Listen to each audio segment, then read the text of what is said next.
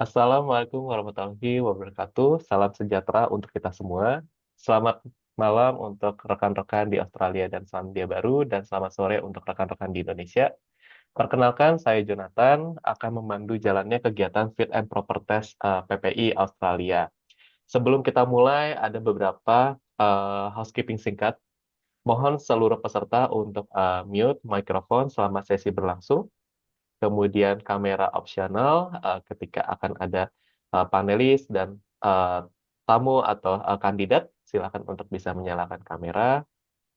Kemudian untuk ketertiban, dapat mengikuti gitu ya aturan yang akan dipandu oleh moderator. Baik, untuk memulai acara ini, kami sebelumnya akan menyampaikan beberapa timeline, rundown dari kegiatan Fit and Proper Test PPI Australia. Dan sebelumnya kita akan memulai acara, nanti akan kita mulai dulu dengan eh, pembacaan atau pemutaran dari video Indonesia Raya, yang kemudian akan dilanjutkan dengan sambutan dari Ketua PPU atau Pemilihan Umum PPI Australia oleh Rafael.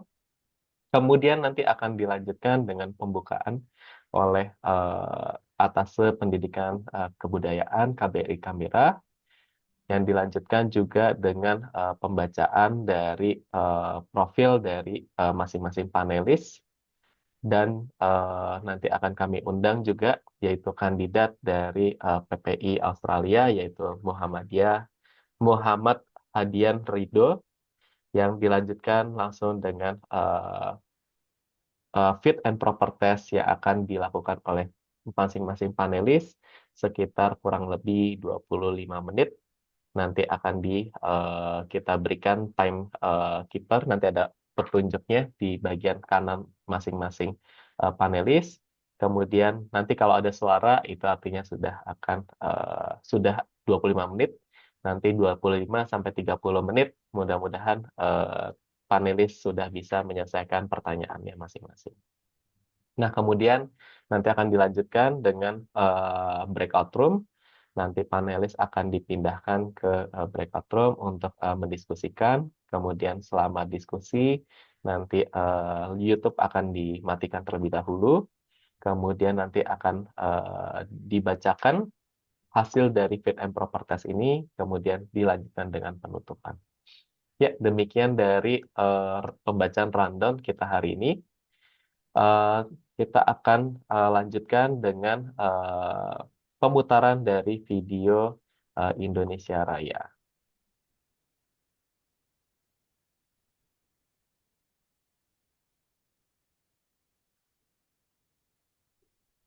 Ya, sebentar.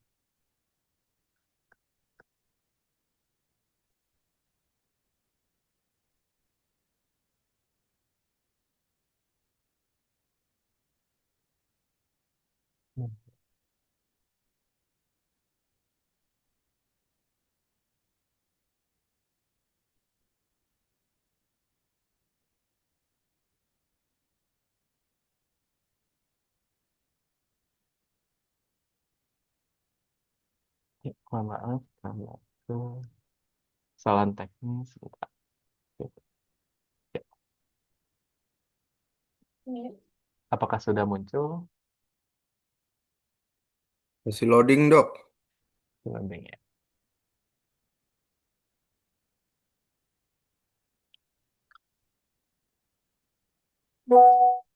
Suara juga belum muncul ya? Belum ada, Dok, Jo. Belum Soalnya. ya. Ya.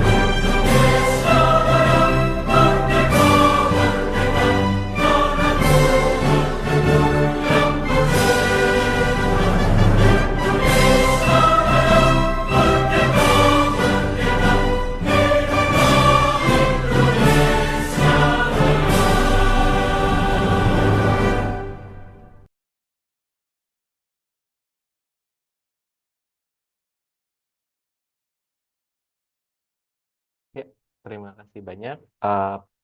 Kita selanjutnya akan mendengarkan sambutan dari Ketua Pemilihan Umum PPI Australia kepada Saudara Rafael dari University of Tasmania, PPIA Tasmania. Kami persilakan. Halo semua ya. Sebelumnya Waalaikumsalam warahmatullahi wabarakatuh. Shalom, Om Swastiastu, Namo Buddhaya, Salam Kebajikan. Perkenalkan nama saya Rafael yang belum yang kenal. Dan yang paling utama saya di sini juga akan berterima kasih banyak ya yang sudah mau hadir di sini, terutama untuk adik bud kita Prof. Yuli dari Kementerian Pendidikan yang sekarang berada di Canberra, ya di our embassy ya di Canberra. Lalu di sini juga ada beberapa tokoh-tokoh penting yang ada di PPA juga. Saya thank you banget. Nah, saya harap eh, ini nggak mau banyak-banyak juga. Saya harap ini biar bisa lancar acaranya, biar ada kesepakatan akhir juga untuk keterusan dan berlanjutan PPA PPA Australia. Gitu aja sih sambutan dari saya. Terima kasih yang lain udah hadir di sini. Ya, terima kasih banyak kepada Saudara Rafael dari Ketua PPU PPI Australia. Ya, selanjutnya kita akan melanjutkan kepada Atase Pendidikan dan Kebudayaan. Mungkin sedikit sambutan pembuka. Kebetulan beliau juga nanti akan menjadi panelis pada hari ini juga. Kepada Prof. Yuli Rahmawati dari Atase Pendidikan Kebudayaan KBRI Canberra, kami persilakan waktu dan layarnya. Ya, terima kasih Mas Jo yang saya hormati, Panitia Fit and Proper Test PPI Australia, perwakilan PPI dunia, para ketua PPI ya di setiap cabang ranting maupun di level universitas, seluruh yang saya banggakan. Secara khusus saya mengapresiasi kepada Rafael selaku ketua, kemudian kepada Mas Aldo ya selaku koordinator PPI Asia Oceania, kemudian Wildan selaku Presiden PPI 2023 sampai 2025, kemudian juga kepada calon Presiden PPI Australia ya yang akan mengikuti Fit and Proper Test hari ini, Muhammad Hadian Ridho yang tadi Wildan sampaikan dipanggilnya Ridho ya. Ini merupakan sebuah kebanggaan juga bagi saya bisa hadir di sini karena terkait dengan estafet kepemimpinan PPI ya sebagai salah satu organisasi yang seluruh apa namanya asosiasi mahasiswa ya, salah satu yang terbaik di dunia. Jadi mungkin beberapa hal yang ingin saya sampaikan PPI sebagai sebuah organisasi yang memiliki posisi strategis ya, khususnya dalam hubungan Australia dan Indonesia. Kemudian juga bagaimana kita sebagai PPI sebagai sebuah organisasi kepemimpinan mahasiswa yang memiliki integritas, kepemimpinan, akuntabilitas dan juga terkait dengan peranannya ya dalam menghadapi tantangan ke depan. Nah, karena tema hari ini, kalau saya baca posternya kan memang terkait dengan kolaborasi PPI di tingkat dunia ya. Jadi bukan hanya pada level internasional dan saya berharap mudah-mudahan program-program yang sebelumnya Wildan sudah lakukan dengan tim semakin baik ya. Kemudian juga sangat relevan dengan tantangan yang saat ini sangat luar biasa. Nah, karena memang posisi Atikbud dan PPI itu sangat strategis dalam konteks sebagai mitra diplomasi ya, kita sebagai mitra diplomasi dan juga untuk kalian ketika ada di sebuah organisasi maka ini adalah luang pembelajaran kepemimpinan ya dan saya yakin seluruhnya adalah bagian menjadi wadah dalam kontribusi intelektual ya, baik intelektual dan sosial bagi bangsa Indonesia. Jadi saya berharap mudah-mudahan apa yang kita lakukan hari ini, kita ingin memiliki Presiden PPI Australia yang memiliki visi ya, jadi visioner, kemudian juga inklusif ya, dan kemudian juga bisa menjembatani kepentingan kita semua, khususnya dalam hal keterkaitan mitra Indonesia dan Australia. Nah, kepada eh, Saudara Rido, Mas Rido ya, dan kepada para panelis dan juga Mas Jo sebagai moderator, saya berharap mudah-mudahan forum ini bisa menggali lebih dalam lagi. Saat inilah momen kita bisa mengeksplor mungkin hal-hal yang belum terlihat ya pada kandidat, baik kapasitas kepemimpinan, komitmen yang saya yakin dalam organisasi PPI yang paling kita highlight selalu adalah bagian pengabdian ya. Tapi bukan hanya untuk organisasi, tapi juga untuk bangsa dan negara. Jadi akhir kata saya mengucapkan terima kasih kepada PPI Australia, PPI Australia dan seluruh pihak ya, khususnya panitia sampai bisa pada tahap ini. Mudah-mudahan kegiatan kita berjalan dengan baik dan semoga momen ini fit and proper test dapat menghasilkan pimpinan kepemimpinan PPI yang jauh lebih baik juga. Terima kasih. Assalamualaikum warahmatullahi wabarakatuh. Waalaikumsalam warahmatullahi wabarakatuh. Ya, terima kasih banyak kepada Prof. Yuli dari Atas Pendidikan Kebudayaan KBRI Canberra. Selamat malam dan selamat sore rekan-rekan sekalian. Perkenalkan, saya Jonathan dan saya akan menjadi moderator juga pada sesi Fit and Proper Test ini. Jadi tujuan sesi ini pada hari ini untuk menggali perspektif, standar kepemimpinan, serta kesiapan kandidat atau arah organisasi melalui 3 lensa. Jadi kita akan membagi menjadi 3 topik. Kebetulan pada hari ini juga ada 3 panelis yang akan kita nanti perkenalkan masing-masing. 3 lensa tersebut antara lain tata kelola dan kolaborasi tingkat dunia, relevansi program, advokasi dan keberlanjutan gerakan, visi, strategis dan kapasitas kepemimpinan presiden dari PPI Australia. Nah, aturan dari Fit and Proper Test ini nanti akan cukup singkat. Nanti setiap panelis akan diberikan waktu sekitar 25 sampai 30 menit yang dipandu dengan tanya jawab gitu ya, langsung dari masing-masing panelis dalam 30 menit tersebut kepada calon kandidat yaitu Muhammad Hadian Ridho. Nah, kemudian mohon panelis untuk menjaga juga jawaban agar tetap ringkas dan fokus. Peserta dapat menuliskan pertanyaan juga di dalam catatan terpisah gitu ya untuk menjawabnya atau meminta untuk ditanyakan ulang gitu ya jika ada pertanyaan yang cukup kurang atau kurang jelas. Nah, kita mudah-mudahan dapat sama-sama menghormati respek terhadap waktu yang sudah diberikan dan kepada panelis maupun kandidat. Nah, mari kita mulai dengan pengenalan dari panelis masing-masing. Nah, malam ini kita akan didampingi oleh 3 panelis yang sangat luar biasa dengan peran dan perspektif yang sangat relevan. Yang pertama panelis 1 sebenarnya oleh koordinator PPI Dunia. Nah, tetapi yaitu Mas Andika Ibrahim Nasution. Namun karena musibah panelis 1 digantikan oleh Prof. Yuli Rahmawati dari Atas Pendidikan Kebudayaan KBRI Canberra. Beliau menempuh S1 di Universitas Negeri Jakarta di bidang Chemistry Education. Kemudian dilanjutkan pada gelar Postgraduate Diploma Science Education dan Master of Science Education serta PhD in Science Education yang semuanya ditempuh beliau di Curtin University of Technology Western Australia.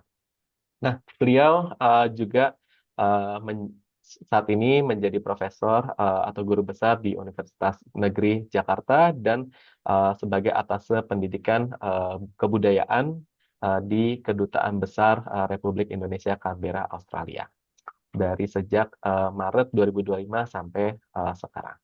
Nah, beliau akan membahas mengenai topik good governance, akuntabilitas, dan kolaborasi PPI Australia di tingkat dunia. Kebetulan beliau banyak dekat gitu ya dengan kegiatan atau organisasi-organisasi pelajar Indonesia, terutama di wilayah Australia. Nah, kemudian kita juga akan memperkenalkan selanjutnya panelis kedua. Ini saya sebutkan langsung ya masing-masing. Panelis kedua yaitu Mas Aldo, bentar. Mas Aldo Sancia. Beliau adalah koordinator dari PPI Dunia Kawasan Asia Oseania. Beliau sebelum menjabat menjadi koordinator, beliau juga adalah direktur untuk bidang education dan cultural. Nah, kemudian beliau juga di PPI Dunia sebagai executive board member juga, kemudian deputy director sebelumnya pada tahun 2023 sampai 2024, deputy director dari Overseas Education dan Cultural Diplomacy atau Direktorat Festival Luar Negeri. Kemudian beliau sedang menempuh PhD di National Taiwan Ocean University. Ya, nah, kemudian pada saat ini akan menjadi panel kedua yang akan membahas topik mengenai relevansi program advokasi dan keberlanjutan gerakan dari PPI Australia. Nah, mungkin bisa memberikan ini ya, lupa memberikan reaction gitu ya untuk panel 1 dan panel kedua. Nah, yang kita tunggu-tunggu satu lagi, the last but not the least, yaitu panelis ketiga Wildan Ali, yaitu Presiden dari PPI Australia dari sejak 2023 sampai 2025. Nah, beliau adalah sempat menjadi Sekretaris Umum PPI NTOU, kemudian 2021 sampai 2000, oh salah, maaf. Beliau adalah menempuh bachelor gitu ya di University West Australia di Perth, mengambil triple majoring Management, International Relations, and Politics gitu ya. 3 major sekaligus dalam waktu bersamaan di University of Western Australia. Dan pada saat ini beliau sedang menempuh Master in Financial and Risk Management di Monash University Clayton, kemudian pernah menjabat menjadi member di Public Relations and Sponsorship PPIA Western Australia, Ketua Panitia Pemilihan Umum PPI Australia, kemudian juga Co-Director Public Relations and Alumni Network di PPI Australia, dan terakhir sedang menjabat Presiden PPI Australia serta Dewan Pengawas PPI Dunia tahun 2024-2025, dan sekarang menjadi Wakil Koordinator 1 dari PPI Dunia 2025-2026. Ya, cukup panjang profil beliau. Silakan bisa memberikan reaction, dan terima kasih banyak untuk waktu dan kesempatan yang diberikan dari masing-masing panelis. Nah, kita akan memulai sebentar lagi sesi panelis, dan sebelum kita melanjutkan sesi panelis, saya ingin mempersilahkan dari calon kandidat, yaitu Mas Muhammad Hadian Ridho. Sebentar, sudah masuk belum ya? Sudah, Dok. Sudah ya. Oke. Nah, ya, sebelum saya masuk, saya izin memperkenalkan dulu calon kandidat Muhammad Hadian Ridho. Beliau sedang menempuh Master of Public Policy Management di University of Melbourne dari sejak Maret 2025 hingga sekarang. Beliau mengambil Bachelor of Accounting di STAN gitu ya, dari 2019 sampai 2021. Kemudian beliau pernah menjabat sebagai data analis di Direktorat Bea Cukai. Kemudian juga programmer trainee, kemudian inspektur Customs Inspector, serta di dalam organisasi beliau terakhir menjabat sebagai Vice Director dari Public Relations and Alumni Network di PPI Australia dari 2025 hingga sekarang. Nah, tanpa berkepanjangan, kita persilakan berikan reaction yang sebesar-besarnya kepada Mas Muhammad Hadian Ridho, atau akrab dipanggil Mas Ridho. Ya, silakan selanjutnya saya berikan waktu dan kesempatannya kepada panelis 1 untuk bisa memberikan perkenalan dan sebagainya, atau mungkin bisa memperkenalkan diri juga Mas Muhammad Ridho jika ada hal-hal yang belum tersampaikan untuk di sesi pertama ini. Silakan. Oke, sebelumnya selamat malam waktu Melbourne, Pak Violi, Mas Aldo, Mas Wildan dan Dokjo, dan teman-teman perwakilan PPI Cabang dan Ranting di seluruh Australia, baik yang sudah liburan di Indonesia maupun yang masih stay di Australia. Tadi seperti sudah Dokjo sampaikan sebelumnya, nama saya Muhammad Hadir Ridho, biasa dipanggil Ridho.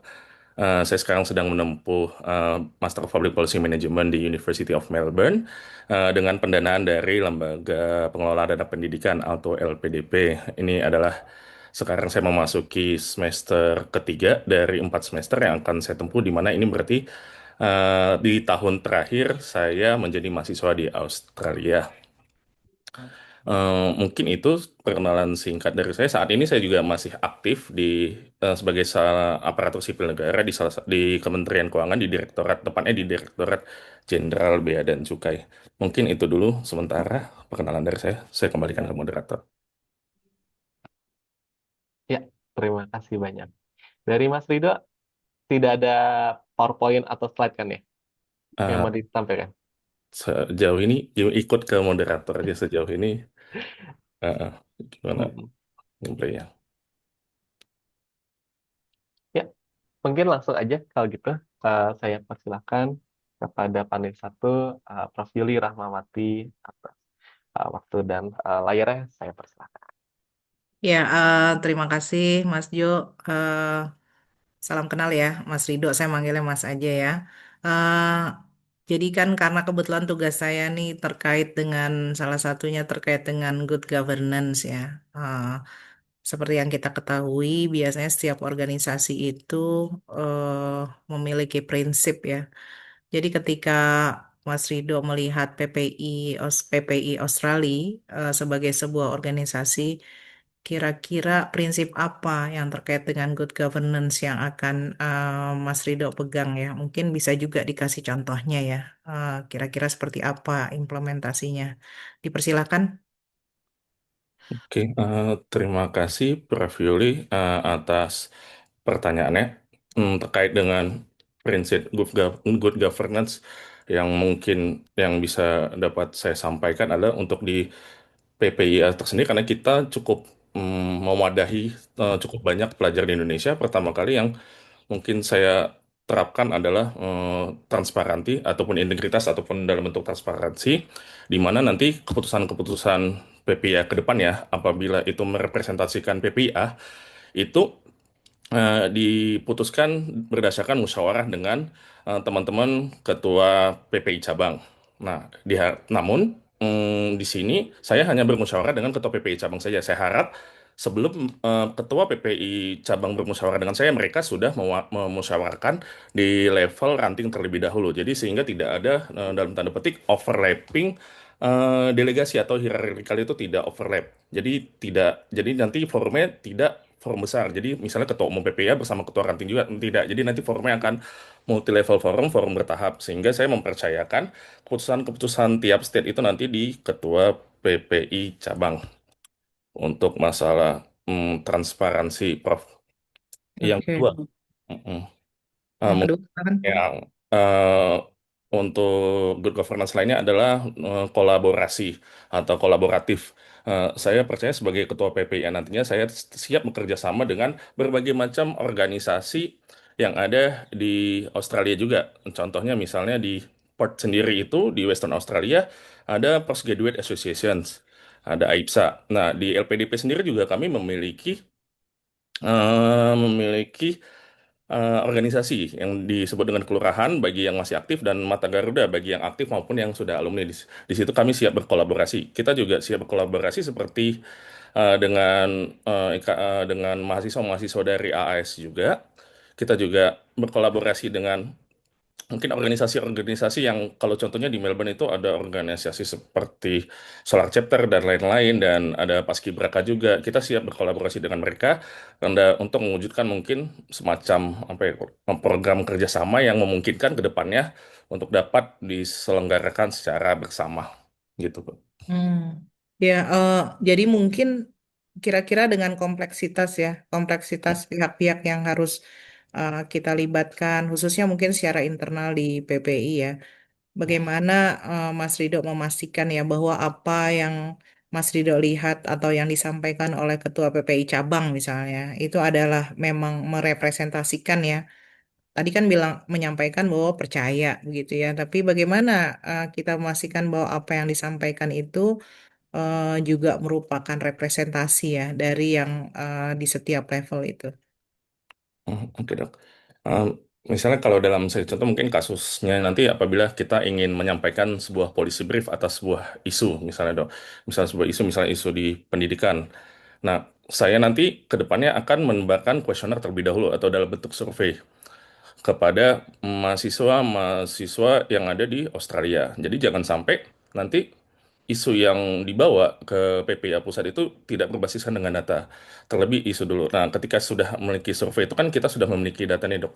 Memiliki data, kemudian nanti ketika PPI, Ketua PPI cabang juga menyampaikan eh, argumennya harusnya kan selaras dengan hasil survei yang ada, tidak berlawanan. Namun apabila ada sedikit perbedaan ataupun diskresi, saya rasa itu masih wajar karena mungkin ada satu dua hal yang mungkin tidak tercapture di survei bisa yang mungkin bisa lebih dilihat oleh teman-teman ketua PPI cabang. Jadi nanti ke depannya ketika akan melakukan advokasi dalam bentuk apapun, saya akan menyebarkan survei atau kuesioner terlebih dahulu agar eh, kebijakan atau policy yang kita advokasikan itu benar-benar data driven decision. Jadi tidak berdasarkan narasi satu atau dua orang saja, begitu, Prof. Ya, jadi mungkin nanti dimanapun ya, dimanapun itu kan data adalah salah satu tantangan ya. Jadi mungkin itu perlu di-highlight juga ya dalam keberlangsungan making decision dan sebagainya ya. Challenging karena mengambil data di Australia itu luar biasa. Nah sekarang karena terkait saya juga ya dengan relasinya dengan government gitu dengan pemerintah. Jadi kira-kira eh, bagaimana posisi PPI Australia dengan hubungannya dengan pemerintah? Silahkan. Terima kasih, Prof. Yuli. Nah, hubungan PPI Australia dengan pemerintah mungkin di sini di KBRI atau KJRI, eh, kita kami sini sebagai organisasi adalah salah satu stakeholder dari mungkin berbagai macam stakeholder yang akan berurusan dengan KBRI atau KJRI. Stakeholder lain misalnya ada warga Indonesia yang di Australia atau mungkin nanti ada pihak dari pemerintah Australia juga yang mungkin salah satu stakeholder dari KBRI atau KJRI juga. Nah, di sini kami akan menempatkan sebagai organisasi pelajar non-partisan dan independen. Jadi apapun yang isu yang akan PPIA bawa ataupun apapun nanti ada semacam mungkin aduan atau permasalahan yang PPIA bawa ke atas baik itu atas pendidikan kebudayaan ataupun atas perdagangan ataupun atas dan fungsi kekonsuleran lainnya itu merupakan eh, hasil keputusan yang sudah dimusyawarahkan secara bersama. Jadi di sini tidak ada dalam tanda petik kepentingan pribadi atau kepentingan segelintir pihak eh, yang disampaikan PPIA kepada pemerintah nantinya. Jadi ini benar-benar keputusan yang sudah dimusyawarahkan secara matang-matang yang merepresentasikan 8 state yang ada di Australia. Gitu. Ini saya ada kasus real ya. Jadi saya baru terima surat dari LPDP bahwa beberapa mahasiswa LPDP yang lulus tidak kembali ke Indonesia. Ya, dan itu ada list namanya, semuanya. Dan memang saya tidak punya akses karena mereka pasti sudah bekerja di mana dan sebagainya, gitu ya.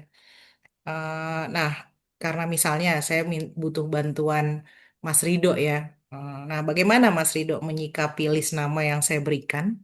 Karena memang LPDP ingin mencari ya alumni-alumninya yang memang tidak karena ada perjanjian kembali ke Indonesia salah satunya ya setelah misalnya mungkin berapa tahun tidak kembali sama sekali. Bagaimana Mas Rido menyampaikan hal tersebut?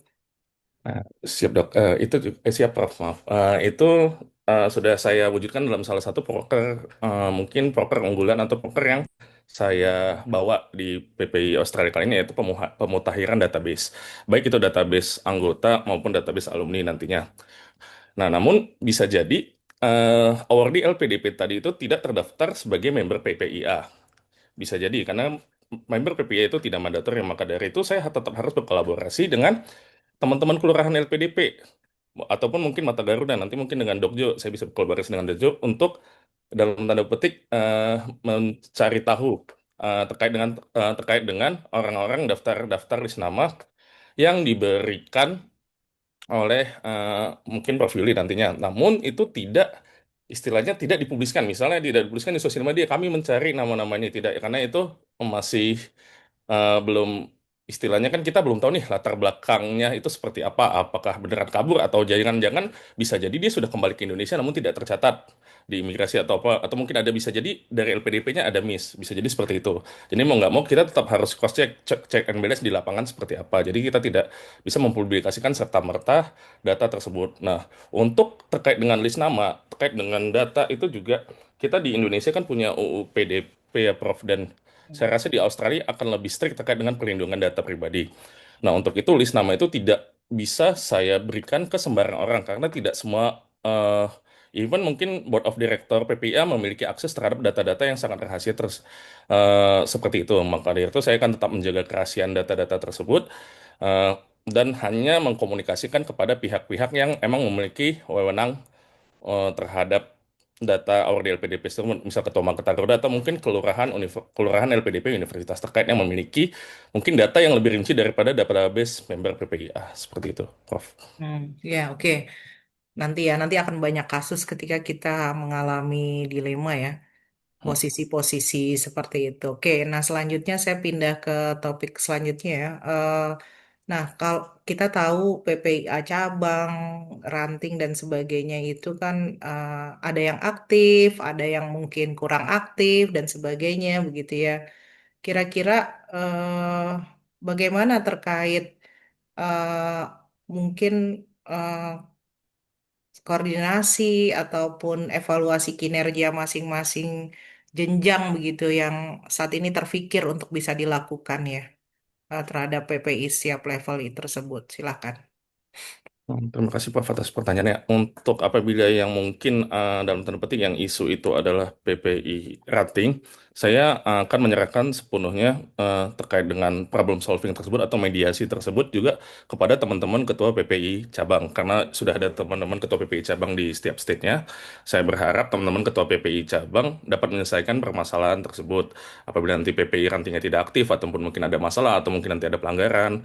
Nah, namun apabila nanti ketua PPI cabang dalam tanda petik mungkin tidak sanggup atau butuh bantuan pihak ketiga, nah di situ mungkin saya sebagai ketua PPI pusat akan membantu turun untuk penyelesaian permasalahan tersebut. Namun apabila yang bermasalah adalah ketua PPI atau PPI cabang, salah satu cabang di state, maka saya sebagai ketua PPI pusat akan langsung menangani terkait dengan mediasinya. Seperti itu, Prof. Namun kita akan melakukan pendekatan mediasi terlebih dahulu sebelum mengeluarkan keputusan akhir. Karena kadang kita sebagai pelajar Indonesia di Australia itu ketika kita mungkin tidak bekerja, karena apa ya, tantangan kita berorganisasi di Australia ini sangat berbeda ketika saya berorganisasi di Indonesia, Prof. Di Australia ini kita mungkin jauh dari orang tua, kita juga eh, banyak tugas-tugas yang mungkin levelnya lebih sulit daripada ketika kita berkuliah di Indonesia, even itu di level bachelor, di level master ataupun di S3. Nah, atau mungkin nanti ada juga pelajar yang memiliki keluarga, dia harus mencari mencari uang tambahan selain dari fundingnya yang mungkin hal-hal tersebut kita harus gali terlebih dahulu sebelum menyelesaikan masalah. Jadi pendekatan yang saya lakukan untuk menyelesaikan masalah adalah pendekatan mediasi atau humanis terlebih dahulu, baru kemudian memberikan keputusan apabila benar-benar tidak bisa diselesaikan secara mediasi, gitu dok. Prof. Ya, nanti mungkin sambil baca-baca ada tuh leadership style menangani berbagai level karakteristik ya. Dan itu sangat menarik kalau dibaca ya dengan karakteristik yang sangat berbeda. Nah, saya pindah ke kolaborasi ya. Jadi mungkin kaitannya, bagaimana kaitannya juga dengan yang PPI dunia begitu ya. Jadi bagaimana mekanismenya, kemudian kaitannya juga yang ke atas ke PPI Dunia, kemudian yang ke bawah itu tadi kan kita bicara ini adalah organisasi yang dengan kapasitas kalian sebagai mahasiswa, kemudian dengan mungkin sumber daya antar PPA setiap state kan berbeda ya. Misalnya Rafael di Tasmania, tantangannya, Darwin juga kita masih sedang juga membentuk yang settle begitu ya. Jadi bagaimana ke atas dan ke bawahnya secara internal. Oke, terima kasih Pak. Mungkin secara organisasi nanti saya juga akan dibantu oleh Board of Executive, di mana ada Vice President di bidang internal dan eksternal. Jadi kalau itu kan nanti akan dua arah, ada yang ke atas dan yang ke bawah. Prof. Untuk yang ke bawah nanti saya akan dibantu oleh VP internal untuk masalah koordinasi dengan Ketua PP Cabang, Ketua PP Rating. Nah, itu juga kemarin saya juga dapat isu terkait dengan pembentukan nih PPI ranting yang baru seperti apa gitu. Nah, apabila itu juga ke depannya saya juga berharap kepada teman-teman cabang dan ranting ketika ada apa ya, ketika seorang pelajar Indonesia baik itu dari level pendidikan manapun, baik itu dari TAFE, dari vokasi, dari bachelor, dari S2, S3, sebisa mungkin diterima terlebih dahulu sebagai member atau segencar-gencarnya diajak karena kita tidak tahu apakah dia dalam tanda petik mempunyai organisasi lain. Oke, mungkin kalau teman-teman AS ada kumpulan AS ya, mungkin teman-teman LPDP S2 S3 mungkin lebih, tapi teman-teman bachelor ini kan kalau yang saya perhatikan keluarga pertama di Australia benar-benar PPIA. Jadi jangan sampai ada teman-teman bachelor ini yang tidak tergabung di PPIA. Kenapa? Karena kita tidak bisa memantau mereka. Jadi sebisa mungkin persyaratan untuk bergabung menjadi member PPI itu agak lebih dipermudah lagi. Nah, seperti itu untuk masalah yang di internal. Untuk yang eksternalnya, saya sudah mengetahui kalau di baik di PPI Dunia maupun PPI DK ASEAN Oceania memiliki hubungan antar lembaga. Saya bersama dengan VP eksternal siap bekerja sama dan berkontribusi di level dunia maupun di level kawasan. Kita bisa berkolaborasi dalam bidang riset ataupun dalam bidang pengembangan sumber daya manusia ke depan nantinya, Prof. Hmm. Nah, nanti eh, misalnya kaitannya dengan pernah punya pengalaman kolaborasi dengan pihak tertentu, ini yang eksternal ya, pihak Mm-mm. tertentu, terus kemudian sukses.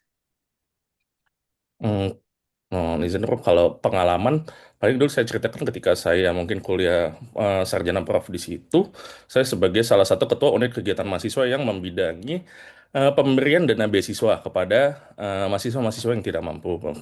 Mau nggak mau kan kita sebagai penyalur dana beasiswa, mau nggak mau kita harus menjalin nih kerjasama dengan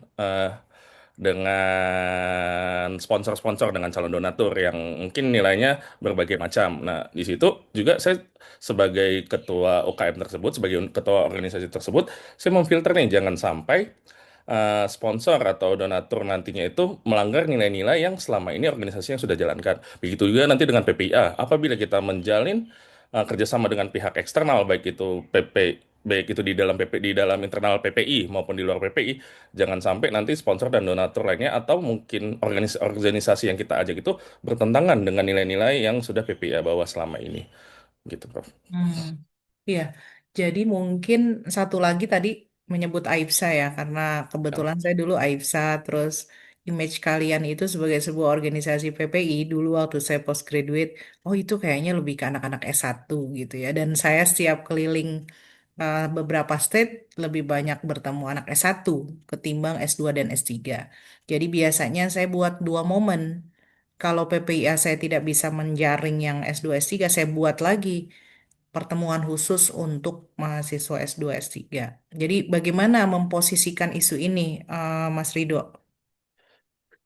Iya, terima kasih. Nah, Prof, terkait dengan isu tersebut itu juga terjadi ya ini juga salah satu mungkin teman-teman di Unimel kemarin sampaikan PPA Unimel memang sama sekali tidak membatasi mahasiswa S1, S2, S3 untuk join. Kebetulan mungkin karakteristik tiap ranting atau tiap state itu berbeda. Misalnya kita bandingkan dengan PPA UQ yang mungkin penyebaran anggotanya atau pengurusnya itu lebih banyak S1, S2, S3-nya. Nah, teman-teman di PPU Unimap ini lebih banyak di bachelor-nya. Itu terjadi karena apa? Itu terjadi karena bisa jadi kebetulan kelurahan LPDP Unimap itu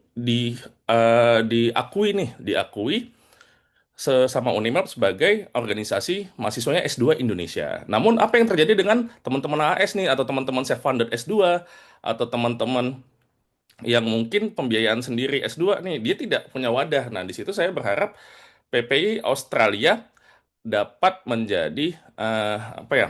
pelapis gitu, pelapis per pelapis bagi teman-teman yang tadi ini nggak dapat rumah gitu loh. Jadi PPA Australia ini sebagai naungan terakhir ketika dia tidak dapat di PPA ranting, atau mungkin dia tidak bergabung di PPI cabang, ya, dia bisa bergabung di PPA pusat seperti itu. Nah, mungkin yang akan menjadi isu adalah bagaimana mengajak mereka menjadi member, karena member ini sampai saat ini mekanisme member PPI itu masih melalui PPIA ranting.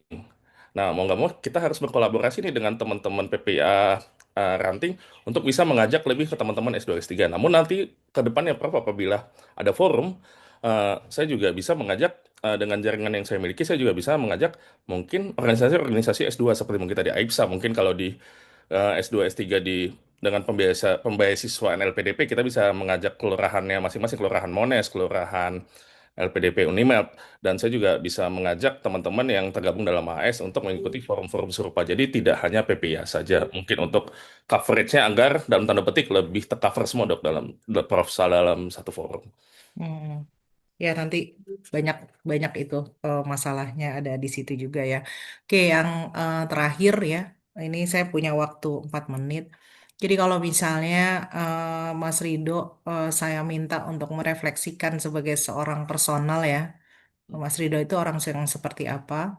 Kemudian yang poin yang kedua, ketika merefleksikan sebagai seorang pemimpin, pemimpin yang seperti apa ya, baik positif, negatif, dan kelemahan dan kelebihan gitu. Dipersilakan.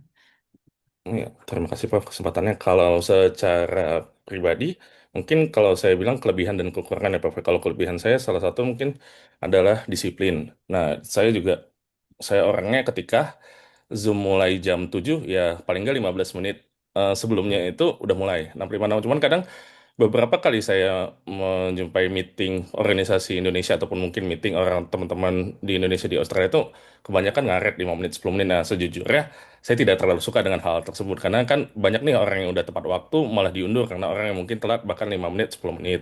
Saya orang yang menghargai waktu. Kemudian yang kedua saya juga orangnya cukup agile Prof, saya juga cukup mudah untuk bergaul. Mungkin eh, contoh nyatanya terutama di PPI ini intergenerational gap itu nyata ya Prof ya.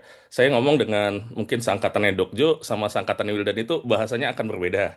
Karena ya itu juga saya rasakan ketika saya bekerja di kantor itu benar-benar berbeda kalau teman-teman mungkin seangkatannya Wildan agak berbeda mungkin kita ketika bekerja mereka oh ini kok tidak kelihatan kerja ya di jam biasa kok ini ya kenapa ya kok tiba-tiba kayak gitu ternyata pendekatan problem solvingnya pun berbeda kita tidak bisa menegur anak-anak yang lebih muda itu langsung di direct negur nggak bisa kayak kita zaman kayak saya mungkin zaman dulu ketika mungkin seusia mereka yang saya kalau dimarahin ya dimarahin aja nggak bisa seperti itu kita harus menceritakan latar belakang dan lain-lain agar mungkin teman-teman sadar itu tuh salah atau benar itu juga saya memiliki skill di intercommunication intergenerational gap yang sudah cukup terbukti di kantor dan di organisasi ketika saya kembali ke kampus waktu S1 kemarin. Kemudian untuk kelemahan secara pribadi mungkin kadang saya orangnya tergesa-gesa mengambil keputusan, Prof. Nah, oleh karena itu sekarang saya mungkin semenjak kuliah S2 juga lebih sabar ketika mengambil keputusan atau apapun. Mungkin karena umur juga, Prof. Mungkin lebih dewasa ya. Kalau dulu mungkin karena masih muda, biasa lebih idealis, lebih menggebu-gebu. Itu untuk persona pribadi saya, kelebihan dan kekurangan. Kalau sebagai pemimpin, dari dulu ketika saya menjadi pemimpin pun, baik itu mungkin di Pusat Studi Kepabeanan dan Cukai, saya juga menjadi pemimpin di himpunan atau menjadi pemimpin di organisasi sosial, saya selalu menerapkan model kepemimpinan yang tidak micromanaging, Prof. Saya tidak ingin, misalnya saya ada dan penting partner, misalnya saya nanti ada direktur, saya tidak ingin langsung membypass direktur tersebut langsung ke staffnya, tidak. Saya ingin mempercayakan apapun wewenang direktur tersebut untuk mengambil keputusan. Saya tidak pernah langsung menghubungi staff saya apabila ada permasalahan yang terjadi di organisasi. Seperti itu. Jadi kepemimpinan yang delegatif itu adalah kepemimpinan yang akan saya bawa ke depannya untuk PPI Australia. Mungkin itu, Prof. Oke, baik. Terima kasih Mas Rido, Mas Jo. Terima kasih. 39 detik ya. Ya, terima kasih Mas Yuli, terima kasih Mas Rido. Ya, terima kasih. Untuk panelis pertama kita berikan dulu aplaus teman-teman sekalian dan reactionnya. Kita selanjutnya akan melanjutkan panelis kedua, yaitu dari Mas Aldo Cynthia Tancia. Sorry.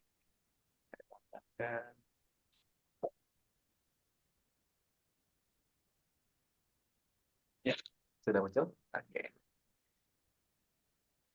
Nah, kalau sudah waktunya nanti akan terdengar suara demikian dari Mas Aldo. Nanti kita akan berikan waktu 25 menit, nanti maksimal 30 menit. Sebentar, saya. Oke, ya, waktu kita mulai dari sekarang. Ya, silakan. Kepada Mas Aldo, kami persilakan. Oke, terima kasih Mas Jonathan, terima kasih Bapak Prof yang telah memberikan pertanyaan juga. Selamat malam ya untuk Mas Rido, dan selamat malam untuk teman-teman semua. Salam perhimpunan selama 24 jam. Mungkin saya lebih simpel-simpel aja ya pertanyaannya. Mungkin saya pengen tahu dulu nih Mas Rido, jawaban atau jawaban program kerja ke depannya apa aja sih yang sudah direncanakan dalam pikiran Mas? Oke, Mas Aldo, terima kasih atas pertanyaannya. Mungkin di sini saya akan mengungkapkan, menyampaikan 3 program mungkin yang akan saya fokuskan ke depannya. Tapi bukan berarti program-program lain itu tidak berjalan. Program-program yang sudah bagus dari PPA sebelumnya akan tetap saya bawa untuk keberlanjutan. Jadi di sini yang pertama adalah pemutahiran database anggota dan alumni PPA. Nah, di situ saya ingin database member-member PPI itu terpusat. Jadi kami PPI Pusat memiliki data terkait dengan semua member. Nah, ini data ini juga tidak, jangan khawatir, data ini juga tidak perlu data-data yang sensitif seperti tanggal lahir, nomor HP, mungkin cukup data seperti nama, fokus studi, atau mungkin minatnya ke depan seperti apa gitu. Itu data-data yang menurut saya itu sebisa mungkin PPI Pusat punya. Itu kenapa fungsinya buat apa? Fungsinya akan menjadi sangat banyak. Yang pertama tadi mungkin seperti Prof. ditanyakan, apabila nanti terkait dengan apabila pemerintah ingin mengetahui ini demografi mahasiswa S1, S2, S3, vokasi, tapi di Australia ada berapa, sehingga PPA bisa memberikan gambaran, walaupun mungkin itu juga belum menggambarkan sepenuhnya. Paling nggak sebaran atau presentasinya itu bisa kita gambarkan kepada Adikbud. Seperti itu contohnya. Kedua, database itu nanti untuk apa? Untuk itu juga berlanjut ke poker saya yang kedua, yaitu PPI Inkubator, di mana selama ini saya lihat eh, dari tahun ke tahun acara PPIA itu sangat bagus. Banyak talk show PPI Pusat terutama, banyak talk show yang menarik terkait dengan, dan talk show-nya juga sudah spesifik. Misal ada terkait dengan ekspor, ada terkait dengan tenaga medis sudah sendiri, ada terkait dengan IT juga sendiri. Namun poker tersebut hanya berakhir ya sudah setelah talk show selesai gitu. Nah, saya harap dengan PPI Inkubator, setelah talk show terkait dengan salah satu, dengan perminatan atau profesi tersebut selesai diselenggarakan, maka ada follow up kegiatannya, yaitu membuat semacam media atau grup, WhatsApp grup, mungkin kita anggaplah WhatsApp grup yang berisi dari orang-orang yang mungkin memiliki latar pendidikan yang sama. Misal yang kesehatan semua, yang teknik kita kumpulin di teknik semua, yang IT semua, yang ekonomi, accounting, perbankan kita kumpulin. Nah, kita bisa memetakan blok-blok itu dari mana? Yaitu dari database yang PPA Pusat miliki. Itu dari sini kita berharap ke depannya di dalam grup-grup tersebut tuh ada pertukaran informasi, karena menurut saya yang dibutuhkan mahasiswa vokasi S1, S2, S3 di Australia itu sama-sama ingin mengembangkan diri, ingin berjejaring dengan sesama. Misal teman-teman S1 nih pengen kerja di dunia kesehatan. Mau nggak mau kan pasti nanya dong ke senior-senior atau mahasiswa-mahasiswa yang lebih senior, bagaimana sih kerja di kesehatan di Australia, bagaimana sih kerja kesehatan di Indonesia. Nah, ketika kita mempertemukan di salah satu lingkup minat dan bakat yang sama, maka itu akan menjadi lebih mudah. Nah, yang kedua, untuk mahasiswa jenjang yang lebih tinggi, misal bachelor, teman-teman bachelor reguler mau bachelor of honors. Nah, ini kan udah harus menyiapkan semacam research proposal ya. Nah, itu bisa konsul tuh ke teman-teman mungkin yang sudah maklum di research di bidang yang sama. Misalnya bisa konsul ke teman-teman S2 atau mungkin teman-teman S3 yang memiliki bidang-bidang yang sama. Nah, itu kan akan memiliki banyak kebermanfaatan yang sangat positif ke depannya terkait dengan PPI inkubator tersebut. Apakah ini bisa ke dunia pendidikan? Bisa juga berlanjut ke dunia pekerjaan. Teman-teman S1, S2, S3 setelah lulus mungkin yang tidak memiliki ikatan dinas dengan pemerintahan, ketika balik ke tanah air, ke Indonesia ataupun ke Australia, pasti akan mencari kerja. Dengan adanya grup ini bisa dapat, dalam tanda petik, bisa jadi pemantik awal teman-teman untuk berkenalan dengan dunia kerja nantinya. Seperti itu. Untuk yang terakhir adalah, yang ingin saya bawa adalah PPIA Talks. Mungkin ini apa sih bedanya dengan talk show yang lainnya? Dengan talk show yang diadakan PPI sebelumnya, talk show PPI sebelumnya banyak mengundang expert, banyak mengundang yang ahli di bidangnya. Nah, saya harap PPI Talks ini adalah merupakan talk show inspiratif yang akan mengedepankan pengembangan soft skill PPI Australia, namun narsumnya berasal dari mahasiswa-mahasiswa PPI itu sendiri. Jadi, ini untuk mengangkat kepercayaan diri atau confident teman-teman mahasiswa di Indonesia, mahasiswa Indonesia di Australia. Oh, ini mahasiswa juga bisa kok jadi narsum. Oh, ternyata di sekitar kita banyak ya orang-orang hebat. Kita tidak perlu mendatangkan expert jauh-jauh, mungkin dari Indonesia, mungkin dari Australia gitu. Kita banyak kok mahasiswa-mahasiswa ini yang memiliki kisah-kisah inspiratif atau hal-hal atau value yang bisa ditularkan ke mahasiswa lainnya. Mungkin itu Mas Aldo. 3 program dari saya. Ya, mungkin sangat menarik ya karena ini cukup ini juga masih ada keberlanjutan nanti menurut. Nah, mungkin akan sedikit saya pertanyakan terutama tadi yang kedua yaitu TPU inkubator tersebut. Seperti yang kita semua tahu, terutama teman-teman Australia tahu, uh, pernah beberapa kali sudah melakukan talk show yang mengundang expert juga dan pelatihan dan sebagainya. Kalau saya nggak salah ingat ada diskurs ya, namanya diskurs ya, kalau saya nggak salah ingat ya benar ya. Ya, di discourse, kalau di discourse itu, ya boleh Mas dilanjutkan dulu nanti saya jawab. Ah. Berarti dari PPI inkubator ini adalah keberlanjutan dari diskurs ini kah atau bagaimana kalau saya tahu? Eh, oke, terima kasih Mas. Sebelumnya untuk di Discourse ini sendiri, ini kebetulan program kerja yang saya pegang di teman-teman PR. Kalau Discourse ini kan dia lebih ke artikel. Jadi di PR PPA saat ini Mas, ini juga program yang akan saya jalankan keberlanjutan ke depan. Jadi kami memiliki 2 artikel. Yang satu bersifat yang mungkin lebih ke informal atau yang cerita-cerita sehari di kampus. Yang satu artikelnya bersifat ilmiah.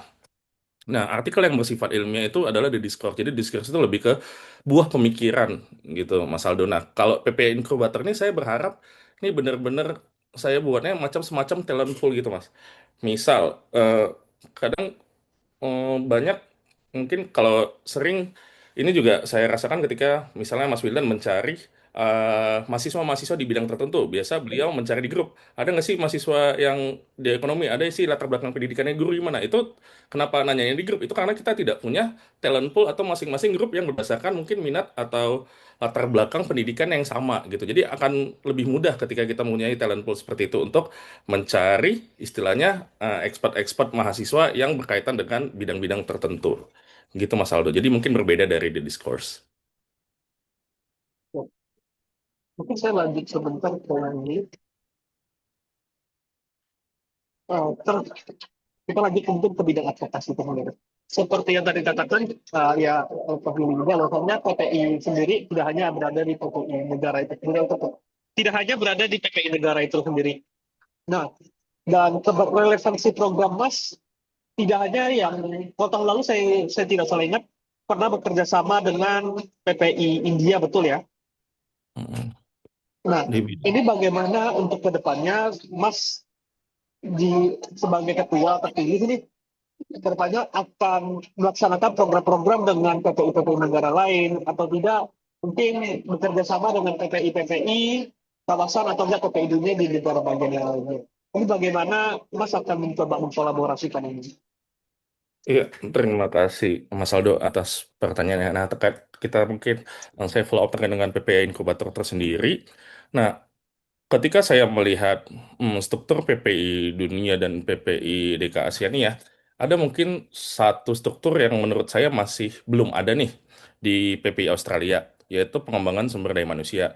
Nah, sampai sekarang saya kemarin bolak-balik ini tuh sebenarnya fungsinya di direktorat mana ya? Apakah di direktorat saya atau di direktorat ya Dokjo Kajian Strategik atau di Comwell. Nah, menurut saya itu juga akan saya pertimbangkan apakah untuk membuka direktorat baru ataupun nanti fungsi pengembangan SDM ini saya buka direktorat baru atau mungkin saya selipkan di salah satu direktorat. Nah, terkait dengan PPA Inkubator ini, saya rasa ini bisa berkolaborasi dengan PPI-PPI lainnya. Kenapa? Karena masalah dunia kerja itu kan, apalagi kalau kita, salah satu visi saya di tahun ini adalah mewujudkan mahasiswa mahasiswa Indonesia di Australia untuk berdaya saing global.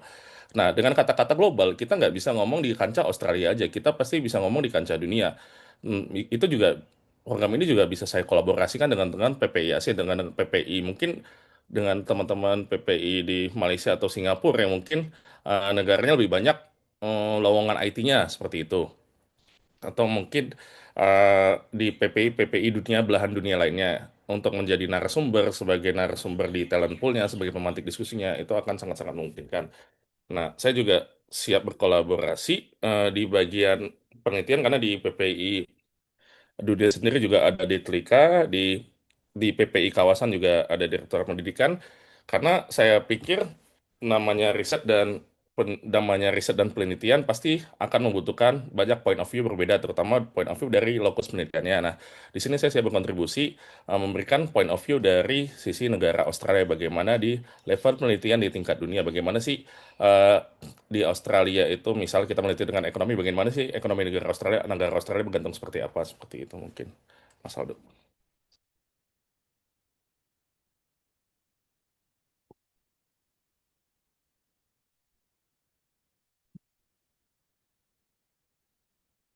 Maaf, Mas Aldo, masih commute. Oke, Mas tadi juga sudah bilang ya bahwasannya di PPI Australia sendiri tidak ada namanya bidang sumber SDM ya, kalau nggak sumber dana manusia. Mungkin saya boleh tahu dulu kenapa di Australia tidak ada PSDM ini sendiri. Mungkin apakah Mas tahu atau bagaimana? Sejujurnya saya tidak tahu Mas terkait dengan hal ini karena saya ini kan tahun ke pertama ya, ini tahun kedua saya akan BDPP. Jadi sebelumnya latar belakangnya saya tidak tahu kenapa tidak ada pengembangan sumber daya manusia di PPI ya, Mas Aldo.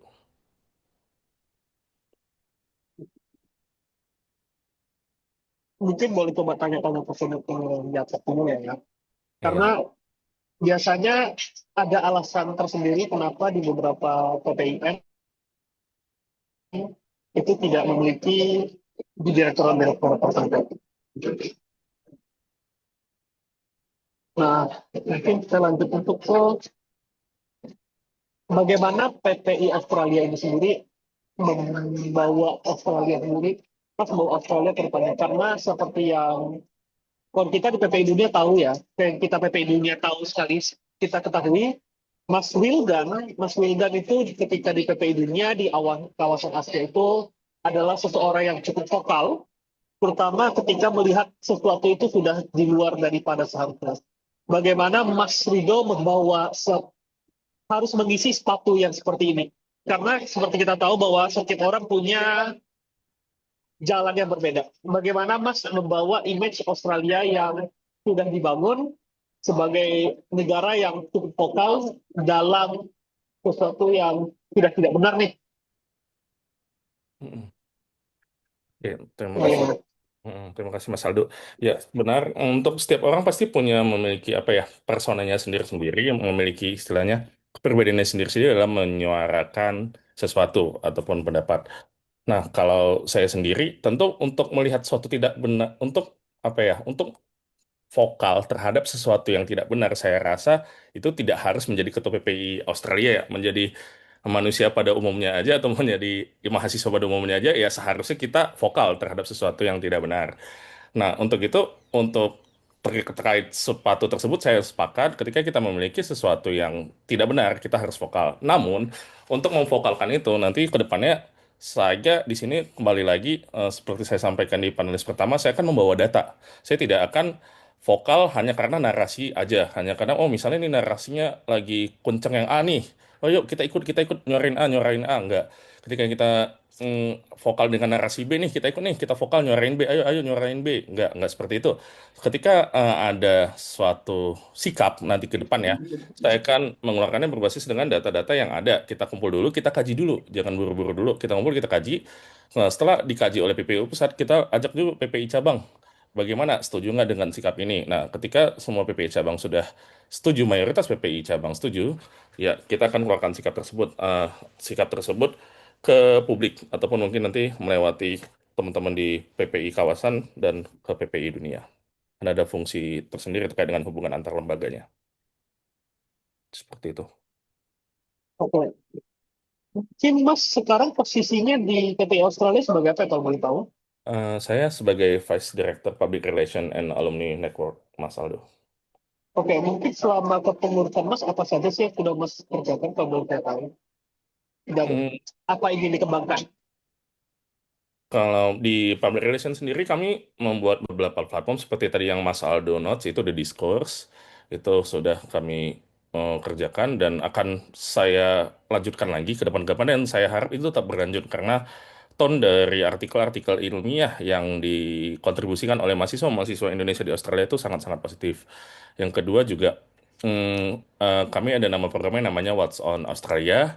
Di situ menggambarkan kehidupan-kehidupan mahasiswa Australia secara informal, bagaimana mereka tempat kuliahnya seperti apa, misalnya tempat-tempat belajar gratis di Melbourne di mana aja, itu mungkin bagi teman-teman mahasiswa Indonesia di Australia itu biasa, namun bagi calon-calon pelajar Indonesia di Australia ini merupakan satu hal yang mungkin bagi kita mahasiswa Indonesia di Australia kecil, tapi namun bagi mereka itu besar, di mana apa ya mimpi-mimpi atau motivasi-motivasi mereka itu akan bertambah ketika melihat calon lokasi studi mereka, calon tempat tinggal mereka. Nah, itu kadang kegiatan-kegiatan kecil yang kita tidak sangka kalau manfaatnya itu ternyata besar.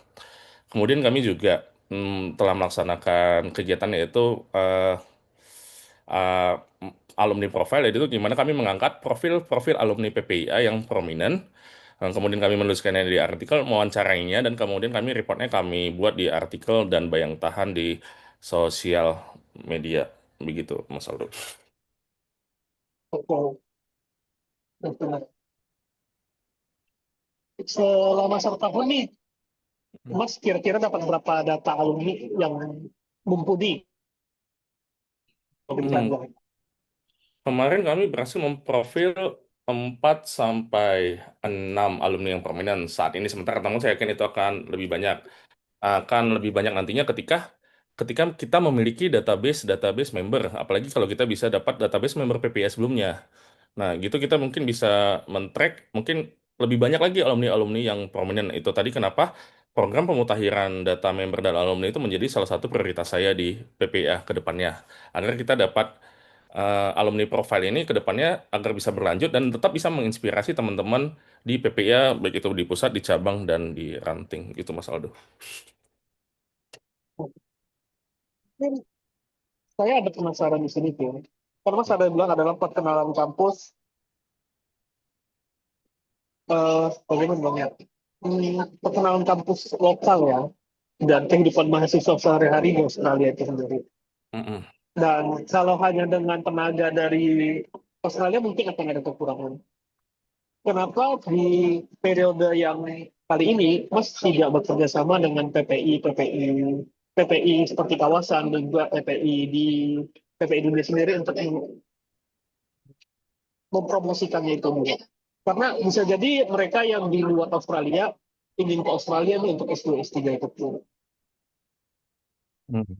Mas, tadi ulangin pertanyaan terakhir. Kenapa tidak bekerja sama gitu ya, Mas? Yes, betul. Karena saya di tahun lalu di pendidikan itu sendiri, Hmm. itu saya sendiri ada mengirimkan surat kepada PPI Australia, kepada PPI Tiongkok, dan seluruh PPI kawasan untuk ayo bekerja sama, dikenalkan cara kehidupan berkuliah di Australia di negara asal. Nah, itu. Iya, terima kasih Mas Aldo terkait ini. Nah, ke depannya ya itu mungkin salah satu PR saya atau mungkin kesalahan saya kemarin tidak berkoordinasi. Mungkin ke depannya bisa kita perbaiki. Kita juga membuka kesempatan. Jadi fokus kemarin Direktorat PR itu adalah membuat dalam tanda petik pilot project seperti di Discourse, the Discourse, Watson PP yang tadi mau kehidupan mahasiswa, itu kami buat dulu paling nggak formatnya itu seperti apa. Oh, videonya itu kurang lebih seperti ini. Nah, kedepannya kami besar harapan kami teman-teman di cabang dan ranting juga ikut berkontribusi gitu. Walaupun saya yakin teman-teman cabang ranting juga udah sibuk nih dengan program masing-masing, tapi saya besar harapan saya teman-teman cabang dan ranting dapat ikut yang bisa mempromosikannya kampus-kampus. Jadi sehingga teman-teman di luar itu nggak taunya kampus-kampus yang mungkin populer seperti Monash, Unimel, Western Australia, Unsid gitu, yang kampus-kampus ternyata banyak loh kampus di Australia gitu, yang mungkin teman-teman lain itu nggak tahu untuk bisa jadi dalam tanda petik bahan kelanjutan studi. Kita juga punya Charles Sturt University gitu, yang di Canberra banyak. Nah, itu saya harap teman-teman di cabang dan ranting bisa ikut membantu mempromosikan kehidupan-kehidupan kampus di state-nya. Karena bisa jadi ada hal-hal unik atau berbeda yang tiap state di Australia tampilkan. Dan kedepannya kolaborasi ke dunia dan ke kawasan juga saya pikir akan sangat menarik untuk memperluas cakupan atau coverage dari mempromosikan kehidupan kampus di Australia, Mas Aldo. Oke. Mungkin satu dua pertanyaan terakhir ya. Kan saya termasuk di pertanyaan di dua proposal ini. Seperti yang kita tahu bahwasanya Mbak Ibu Atlet sendiri, KBRI sendiri memiliki beban kerja tersendiri dan tidak bisa mendata semua permasalahan mahasiswa ya, terutama ya. Apalagi Australia bisa dibilang 40.000 mahasiswa lebih mahasiswa pelajar Indonesia di Australia. Ini Mas bagaimana mendata dan menjadi jembatan antara pelajar dan kedutaan perwakilan Indonesia sendiri, karena 40.000 pelajar itu bukan sesuatu yang gampang, karena Taiwan sendiri, saya sebagai yang di Taiwan, kita juga 40.000 dan setiap harinya kita telah mendapatkan laporan 3.000 peraturan. Itu bagaimana Mas akan menjadi jembatan ini sendiri Oke. sebagai PT Australia sendiri? Terima kasih Mas Aldo atas pertanyaannya, bagaimana menjadi jembatan yang mungkin jumlah mahasiswa Australia yang cukup masif satu negara. Jadi Australia itu sekaligus negara dan benua yang mungkin cukup jauh-jauh.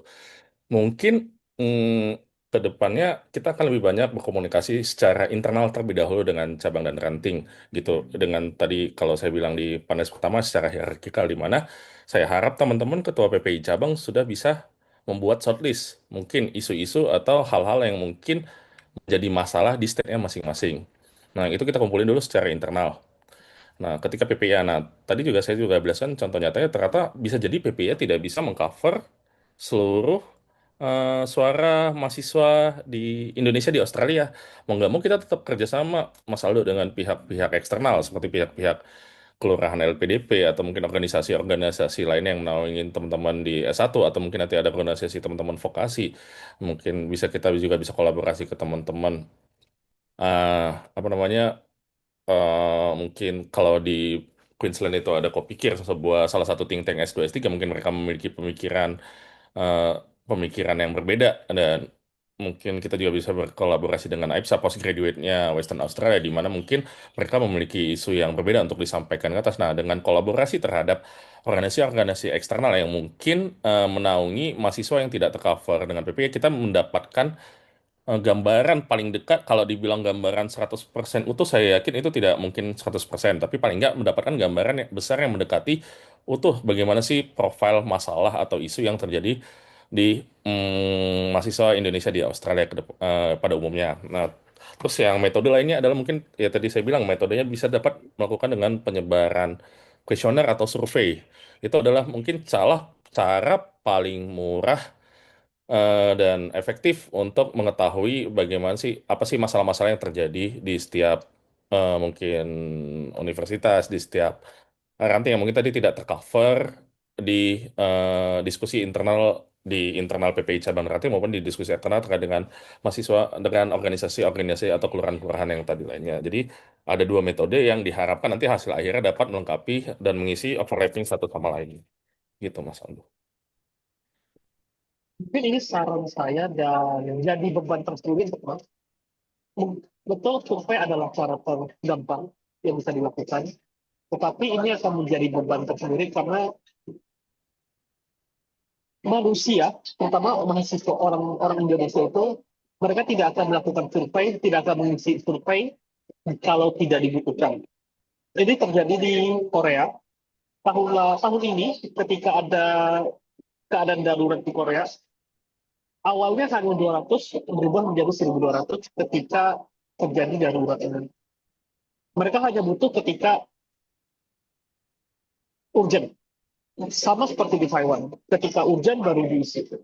Mungkin harus Mas pikirkan bagaimana caranya agar tanpa harus keadaan urgent, data ini terisi. Seperti itu. Bisa dicontoh dari teman-teman Tiongkok, semua mahasiswa baru diwajibkan isi. Untuk satu contoh. Mungkin Australia yang benua dan negara ini sangat besar, akan menjadi PR tersendiri, terutama pendataan mahasiswa dan pendataan alumni. Mungkin sekian dari saya. Semoga apa yang memang Mas harapkan bisa terlaksanakan, dan kita berharap dari kawasan mungkin dapat bekerja lagi dengan bekerja sama lebih erat lagi, tidak hanya berhenti di Mas Lintas, tapi juga dari Mas Bima kita bekerja sama lebih lanjut. Terima kasih, sekian dari saya kembalikan kepada Dr. Yohana. Silakan. Ya, terima kasih banyak atas kesempatannya dan diskusi serta pertanyaan dari Mas Aldo. Mudah-mudahan bisa memberikan masukan dan feedback yang lebih baik juga untuk kandidat PPI Australia, Mas Rido. Terima kasih untuk topik yang telah diberikan.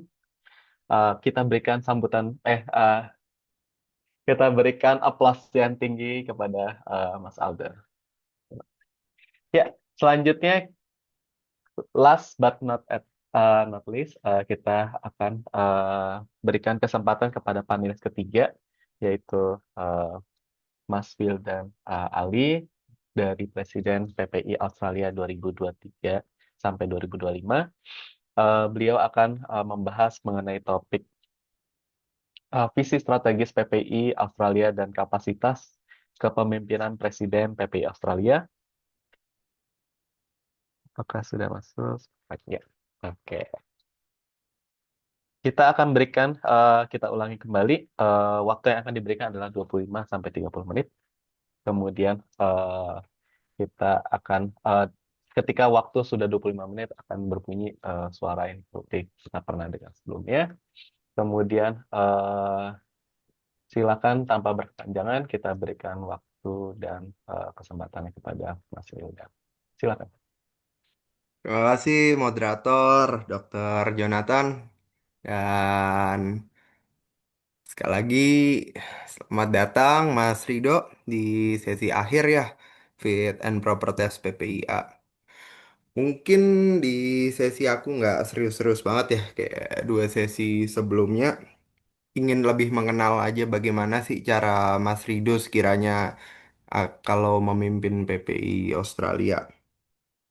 Kalau ditanya nih, nilai pribadi apa sih yang paling Mas Rido pegang selama memimpin, bisa organisasi atau apa, dan sekiranya contoh nyatanya ketika nilai diuji itu seperti apa?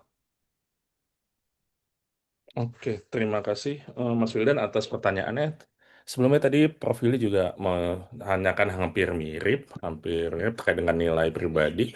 Eh, saya sendiri adalah seorang yang disiplin, eh, yaitu sudah ketika kita mulai rapat jam 7, ya udah jam 7 kita mulai gitu. Saya juga ketika nanti akan memimpin PPI ke depan ya, ketika akan mengadakan suatu rapat atau apapun suatu forum baik dengan mungkin BOE, BOD dan teman-teman member lainnya, kita akan tag dengan waktu ketika rapat mulai jam 7 selesai jam 8 ya 8.00 gimana caranya harus selesai mau nggak mau.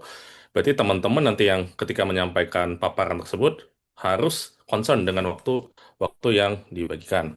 Yang kedua, nilai yang saya junjung tinggi adalah nilai integritas. Ini juga teruji, teruji terutama di pekerjaan saya sehari-hari, di mana saya memegang mungkin data-data yang cukup konfidensial, data-datanya juga tidak hanya level satu negara, dua negara, tapi ini level nasional maupun internasional. Banyak jutaan data, jutaan raw data di mana di situ berisi mungkin informasi-informasi penting dan sensitif. Nah, selama saya bekerja 2 tahun, 3 tahun, kami cukup solid, tidak ada kebocoran data. Nah, itu juga nantinya yang saya terapkan ketika saya memimpin PPA dengan program kerja pemutakhiran data tersebut, di mana saya harus memastikan setiap orang yang memegang data tersebut adalah orang-orang emang yang berotoritas, yang berhak, yang memiliki berhak, dan kalau perlu kita buatkan semacam NDA atau Non-Disclosure Agreement agar data-data ini tidak disalahgunakan. Mungkin itu dua nilai utama yang bisa saya sampaikan, Mas Wildan. Oke, jadi PPIA ini kan terdiri dari cabang dan ranting juga ya. Hmm. Pribadi aku udah ke semua state, memang beberapa seperti di ACT, misal PPANU itu dominan postgraduate, di Queensland UQ atau di Griffith dominan postgraduate. Ada juga banyak PPI seperti yang disebut oleh Prof. Yuli, banyak nominasi undergrad, contohnya di Western Australia, contohnya di New South Wales, contohnya di Victoria, di South Australia sendiri Flinders dominasi postgraduate, beberapa PPI lainnya dominasi undergrad. Jadi seperti yang kayak Mas Rido bilang juga sebelumnya, ada problematika lintas generasi di sini. Untuk menghadapi itu bakal pakai gaya kepemimpinan seperti apa, Mas Rido? Oke, terima kasih pertanyaannya. Ini cukup sederhana pertanyaannya, namun cukup berat untuk menjawabnya. Jadi untuk menghadapi situasi seperti itu, saya mungkin ketika nanti mungkin ada eskalasi terkait dengan mungkin itu tadi, berarti kan kita anggaplah ada 3 layer di sini, ada 2 layer ya, mahasiswa undergraduate yang mungkin dari satu tapi vokasi yang lainnya, dan mahasiswa postgraduate S2, S3 atau postdoktoral yang pasti memiliki dari dua ini aja pasti memiliki isu atau kepentingan yang berbeda di dalam PPIA. Yang satu mungkin butuh kegiatan, apalagi teman-teman bachelor kan baru pertama kali masuk dunia uni, masih butuh kegiatan yang mengeksplorasi minat dan bakat. Mungkin kita banyakin kegiatan-kegiatan seru-seruan kayak gitu seperti itu. Nah, mungkin yang kalau teman-teman S2 S3 tetap butuh kegiatan seru-seruan, tapi mungkin nanti kegiatannya akan lebih serius ke kegiatan-kegiatan S2, S3. Nah, di sini saya sebagai Ketua Umum PPIA Pusat harus bisa menjembatani dua kepentingan tersebut. Jadi kita tidak bisa memprioritaskan salah satu. Gimana caranya kita balancing hal-hal yang mungkin tidak dilakukan teman-teman PPI di cabang ataupun ranting. Misal di PPI ranting, misal di PPI Unimel, wah, acara offline-nya cukup banyak dan cukup menarik. Banyak banget acara PPI Unimel yang sangat-sangat menarik. Yang kebetulan saya juga ikut beberapa, bahkan mereka mengadakan secara khusus postgraduate welcoming night, yaitu di mana untuk malam keakraban khusus teman-teman mahasiswa S2 dan S3. Nah, diharapkan dengan acara-acara yang inklusif seperti itu, saya juga berharap kepada teman-teman cabang dan ranting dapat memberikan acara-acara yang inklusif.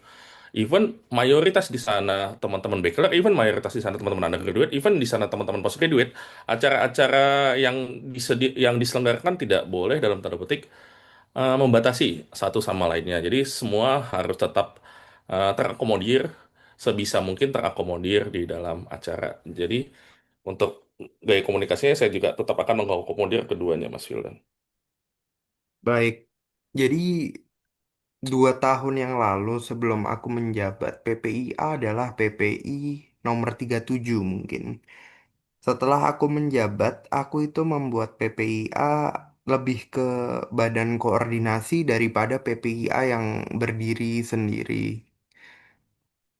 Itu bebas ya, boleh diikuti atau tidak. Karena semua presiden memiliki preferensi sendiri-sendiri.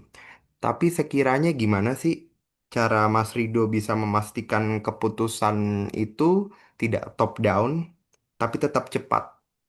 Akan menggunakan mekanisme seperti apa? Oke, untuk mengambil, jadi keputusan, kalau yang saya bagi keputusan itu akan banyak ya, ada keputusan misalnya mewakili dan representasi PPIA secara sikap, mungkin PPIA secara keseluruhan, atau keputusan mewakili PPIA pusat secara organisasi sendiri gitu. Untuk mewakili PPIA pusat secara keseluruhan satu negara, mau nggak mau kita tetap harus melibatkan teman-teman PPIA cabang dalam mengambil keputusannya. Yang saya harapkan sebelum rapat bersama Ketua Umum PPIA Pusat, PPIA cabang juga sudah membawa suara-suara dari teman-teman ranting, sehingga tidak tidak overlapping atau tidak dua kali kerja yang sebelumnya mungkin nanti akan saya flowkan terlebih dahulu isu yang akan dibahas seperti apa untuk masalah di keputusan PPIA sebagai satu kesatuan. Namun ketika nanti PPA berjalan sebagai PPA pusat berjalan sebagai organisasi sendiri, misal untuk memperjalankan program PPA pusat, ada keputusan-keputusan yang saya serahkan secara langsung kepada masing-masing direktur teknisnya. Jadi mungkin ada keputusan-keputusan yang saya bebas dalam tanda petik saya bebaskan atau saya fleksibelkan selama masih dalam koridor yang tepat. Saya akan menghormati keputusan-keputusan para direktur tersebut. Begitu, Mas Wildan. Oke, tadi Prof. Yuli tuh sempat mention banyak cabang dan ranting yang kapasitasnya memang berbeda-beda. Kita nggak bisa samakan kapasitas dari PPI Tasmania yang emang kita lagi kesusahan ya cari student ya. Apalagi Darwin yang memang sudah mati gitu. Dengan PPIA seperti di Victoria yang memang sangat besar atau mungkin level ranting di Unimelt yang memang besar juga. Bagaimana sih cara Mas Rido bisa memastikan kebijakan atau program dari PPI Pusat tetap relevan untuk cabang dan ranting yang berbeda kapasitasnya? Oke, terima kasih Mas Wildan. Nah, untuk itu ketika keputusan-keputusan yang menyangkut dengan cabang ranting ke depannya, itu saya tidak, kalau dibilang di misalnya di parlemen, sebenarnya PPI itu struktur cabang PPI itu kan sama seperti struktur parlemennya Australia kalau saya tidak salah, karena mau state-nya besar, state-nya kecil, jumlah delegasinya sama gitu, suaranya sama, gitu juga di PPI Australia.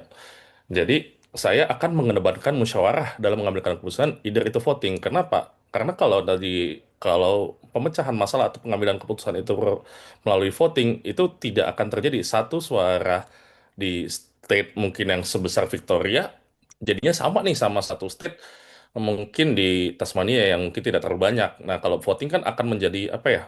Ada Eh, biasnya, ada sorry efek. Mas Rido, maksudku program kerjanya supaya tetap relevan dengan cabang atau ranting yang kapasitasnya mungkin lebih kecil, bukan mekanisme Oh, pemilihan secara ADART. program kerja PPA pusat ya, berartinya. Betul. Mm-mm. Oke, nah program kerja yang mungkin akan kita desain yang secara teknis, tentu saja desain program unggulan itu sebisa mungkin inklusif. Misal tadi kalau kita sebelumnya tadi program kita tahun ini yaitu di Discourse, misal salah satu ada Discourse. Nah di Discourse kan tidak membatasi apa ya, tidak membatasi latar belakang pendidikan universitas ataupun state-state tertentu untuk berkontribusi.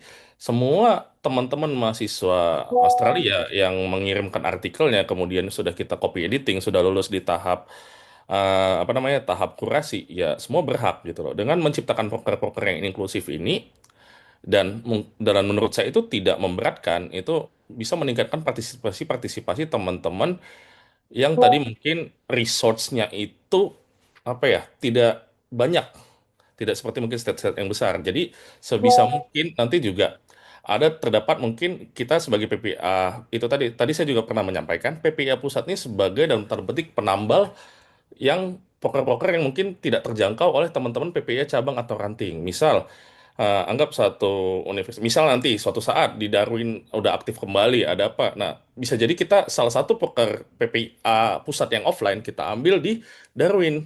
Sehingga PPA pusat tuh hadir di universitas-universitas yang mungkin resource-nya tidak besar. Jadi kita dalam tanda petik mungkin mensubsidi lah ke ke sana apabila tentu saja apabila resource kita juga cukup dan memungkinkan gitu, Pak Wildan. Baik. Sekiranya program apa sih yang mau dilanjutkan atau dihentikan? Siap. Untuk program yang saya rasa sebagian besar program BPI tahun ini akan saya lanjutkan.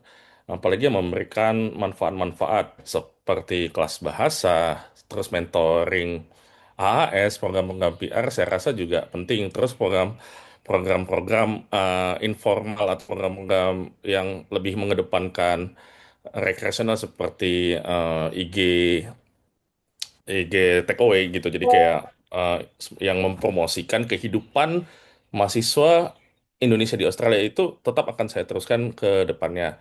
Saya rasa untuk yang program yang dihentikan Untuk saat ini sepertinya tidak ada, sepertinya masih bisa berlanjut, Mas. Semua masih bisa ongoing semua karena kita sudah menyediakan di tahun ini juga teman-teman direktur IT sudah membangun website yang saya rasa sudah sangat luar biasa user interface-nya. Di situ bisa kita, malah justru bisa kita manfaatkan lebih ke depannya karena banyak pilot project yang sudah kita mulai tahun ini. Direktur Endokjo juga sudah memberikan contoh policy brief yang sangat bagus.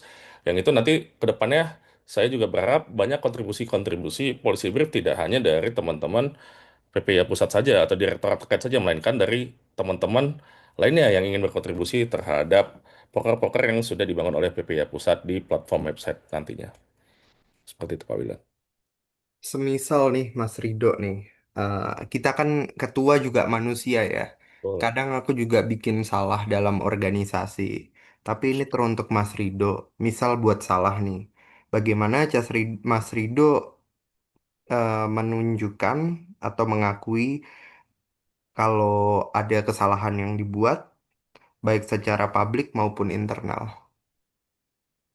Kalau saya, terima kasih Mas Wildan pertanyaannya. Nah, kesalahan ini kalau kita sebagai ketua umum, kesalahan saya rasa itu menjadi ada dua sisi ya. Yang satu kesalahan yang secara pribadi kita buat, yang kedua adalah kesalahan secara organisasi yang mau nggak mau itu juga tanggung jawab seorang ketua gitu. Ya, apabila nanti kesalahan yang merupakan kesalahan organisasi, ya mau nggak mau saya akan mengklarifikasinya ke publik sebagai pimpinan atau pucuk tertinggi orang yang paling bertanggung jawab atas organisasi PPIA. Nah, kalaupun nanti pun kesalahannya itu bersifat personal ya, tentu saja saya akan mengakui saya salah dan saya akan meminta maaf terhadap kesalahan yang sudah saya perbuat. Dan saya juga aktif mengingatkan karena ya itu tadi kita sebagai manusia, oh, lebih spesifik lagi lah, kita sebagai mahasiswa Indonesia di Australia punya banyak beban yang mungkin berbeda ketika kita berorganisasi di Indonesia. Kita memiliki beban berbeda. Kita tidak hanya memikirkan bagaimana kita belajar, kita juga harus memikirkan bagaimana kita memenuhi daily life kita, bagaimana kita istilahnya anggaplah kita harus masak, kita harus perang melawan harga akom yang mahal-mahal. Nah, itu tadi apabila kita membuat kesalahan ataupun nanti anggota saya salah, ya udah kita akui saja dan kita berjanji tidak akan mengulangi lagi dan sebagai bahan evaluasi ke depannya untuk organisasi PPI yang lebih baik.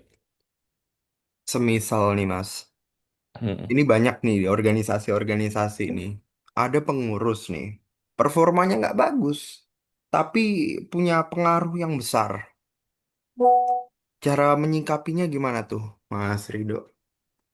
Menyikapinya dalam hal, oh nanti oh, problem Apakah solvingnya teguran gitu. atau dikeluarkan atau coba Hmm. dimitigasi dulu, semisal nggak berhasil gimana, tetap aja males-malesan. Oke, terima kasih banyak Mas Wildan. Mungkin belajar dari, saya rasa ini bukan masalah di satu organisasi saja. Saya rasa ini masalah ketidakaktifan anggota yang mungkin dalam tanda petik memiliki engagement yang besar itu tidak hanya terjadi di organisasi di PPI aja, PPI manapun lah. Nah, untuk problem solvingnya pertama kali tadi saya juga sudah pernah sampaikan ke panelis pertama, ke Prof. Yuli juga. Pendekatan yang kita lakukan adalah kita coba pertama pendekatan preventif terlebih dahulu. Mungkin yang seperti Dok Jo lakukan di di direktorannya kemarin itu sudah sangat cukup bagus, yaitu itu juga kami terapkan juga di kantor, yaitu menandatangani fakta integritas. Itu ditandatangani atau fakta kesanggupan, fakta komitmen itu ditandatangani di depan periode pengurusan. Setelah terpilih, teman-teman itu diharapkan bisa menandatangani fakta tersebut. Jadi ketika eh, mungkin merasa tidak sanggup, dia siap dikeluarkan saat itu juga. Jadi fakta itu adalah menjadi pegangan kita sebagai organisasi untuk suatu saat ketika masalah itu terjadi. Namun, ketika nanti setelah fakta itu preventif, ketika nanti sudah terjadi, setelah fakta itu ditandatangani, kemudian terjadi case, oh ada permasalahan seperti itu, ya kita melakukan pendekatan humanis dulu. Kita diskusi dulu, kita mediasi dulu. Jangan-jangan ini dia beneran salah, apa kita yang salah, atau seperti apa. Karena kembali lagi, organisasi PPA Pusat ini berbeda dengan cabang sama ranting yang notabene offline atau kita bisa mengetahui keadaan rekan kerja kita, kolega kita secara cepat. Nah, kalau di PPA ini kan online ya, jadi mau nggak mau kita harus gali dulu sebenarnya dia ada masalah apa seperti apa. Namun ketika sudah gali, kita sudah membuktikan evidensi-evidensi atau bukti, apabila tidak bisa tertolong lagi dengan pegangan fakta yang sudah ditandatangani sebelumnya, ya maka mau nggak mau kita ganti orang tersebut. di masa pengurusan. Walaupun mungkin dia memiliki pengaruh besar, kalau saya pribadi tetap saya akan ganti karena eh, fakta itu adalah merupakan janji dan atas komitmen dia terhadap PPA pusat di awal. Jangan sampai eh, orang-orang tersebut kan berarti melanggar nilai-nilai yang tadi nilai pribadi yang saya pegang yaitu integritas. Jangan sampai orang-orang yang tidak berintegritas berada di organisasi-organisasi PPIA pusat yang saya rasa akan memberikan kebermanfaatan lebih apabila semua orang saling menghargai satu sama lain. Gitu Mas Wil. Oke, semisal nih, aku sukanya dari tadi Mas Rido kalau jawab selalu ngomong bakal pakai by data ya. Tetapi organisasi ini apalagi non-profit kadang tuh nilai perasaan itu juga sangat pengaruh. Semisal Mas Rido dihadapkan di satu situasi di mana mayoritas di tim pengen opsi A. Tapi Mas Rido tahu nih, kalau data tuh lebih mendukung untuk menjalankan opsi B. Bakal gimana tuh Mas Rido? Hmm, oke, mantap. Ini pertanyaan yang cukup menarik sih, Mas Wildan. Karena ya dalam penelitian juga kita juga tahu kan ada dua pendekatan ya, pendekatan kuantitatif dan kualitatif. Dan itu dua-duanya sama-sama penting menurut saya. Jadi kita tidak bisa serta-merta percaya dengan data doang. Karena bisa jadi data pun dengan adanya data pun belum tentu data itu valid kan. Bisa jadi misalnya kita anggap kayak tadi survei atau apa, bisa jadi datanya berbohong, datanya ini kita kan nggak tahu. Maka dari itu, ketika ada dua opsi seperti tadi, ada misalnya data menunjukkan kepentingan A, mayoritas pengennya B, berlawanan tuh kuanti dan kualinya, mau nggak mau kan kita rapatkan tersebut, kita mediasi terlebih dahulu. Jadi dari hasil mediasi atau rapat itu nanti pasti dalam tanda petik bisa mengeliminasi atau bisa mengurutkan prioritas-prioritas mana yang penting A atau B seperti itu. Jadi saya harapkan dengan adanya mediasi atau rapat tersebut itu tidak apa ya, bukan berarti ketika kita buy data itu kita mengesampingkan pendekatan kualitatifnya atau pendekatan emosionalnya, tapi itu malah harusnya saling mengisi dan melengkapi. Begitu, Mas Wildan. Jadi kita selesaikan dengan musyawarah dulu, terlebih dahulu kita obrolin dulu baik-baik, alangkah baiknya gimana. Karena belum tentu yang buy data itu tadi, belum tentu yang buy data itu ya bagus kan, bisa jadi datanya buat dibuat-buat, datanya dikarang-karang, atau datanya tidak valid kan bisa jadi. Gitu sih, Mas Wildan, jawaban dari saya. Oke, sekarang kita lebih ke administratif organisasi PPIA deh.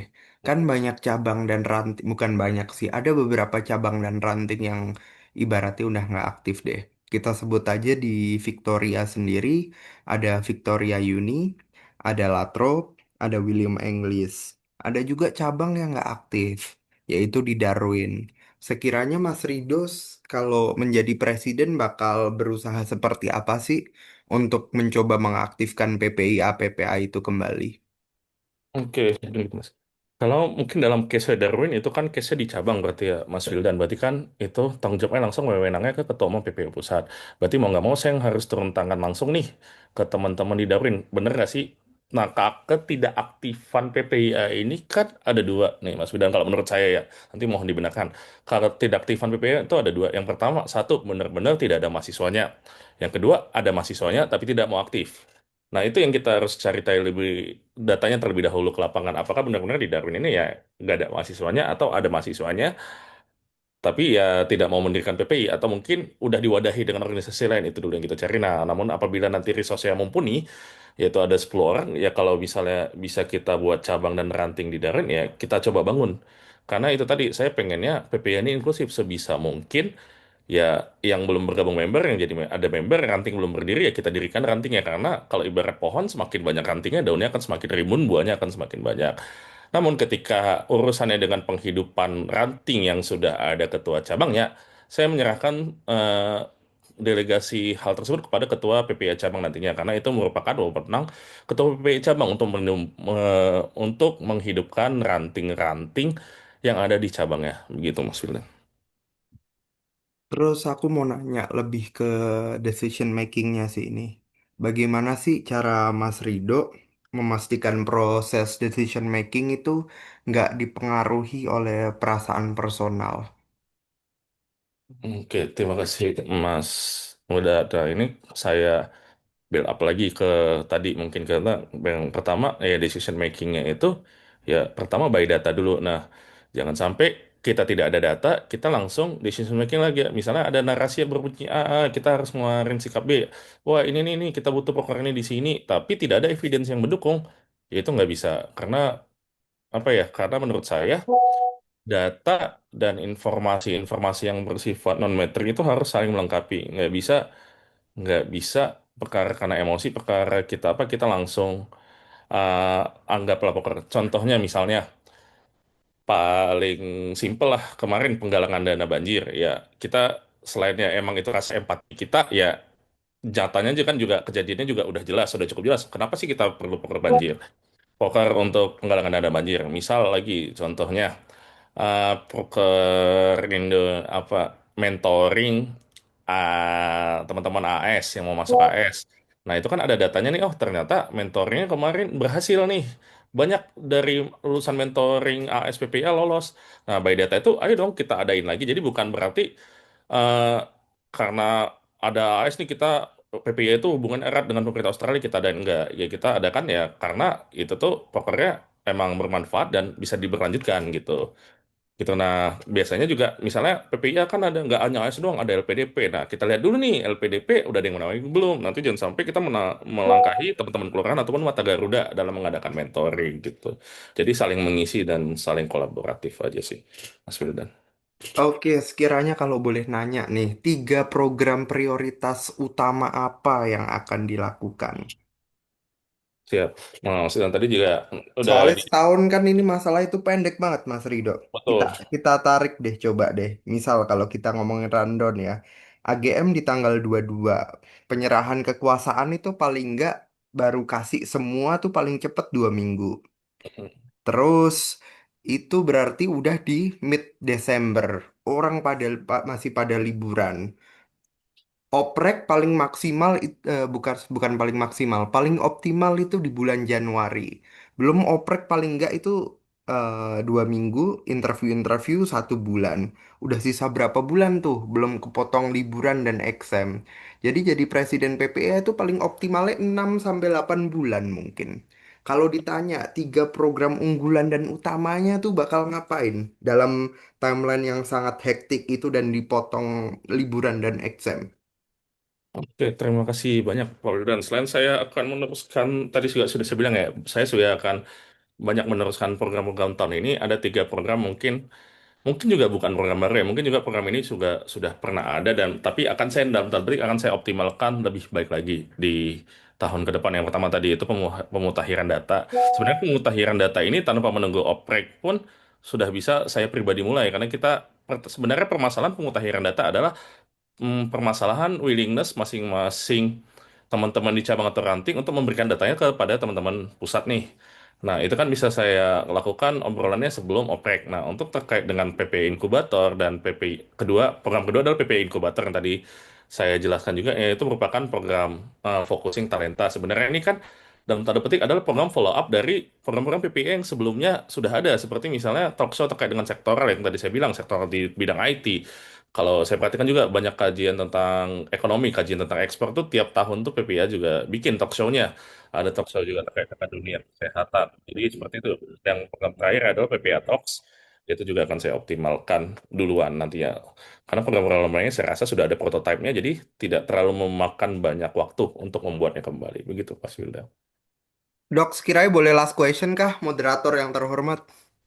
Ya, melihat Sa- waktu, Satu satu last question question. silakan, silakan.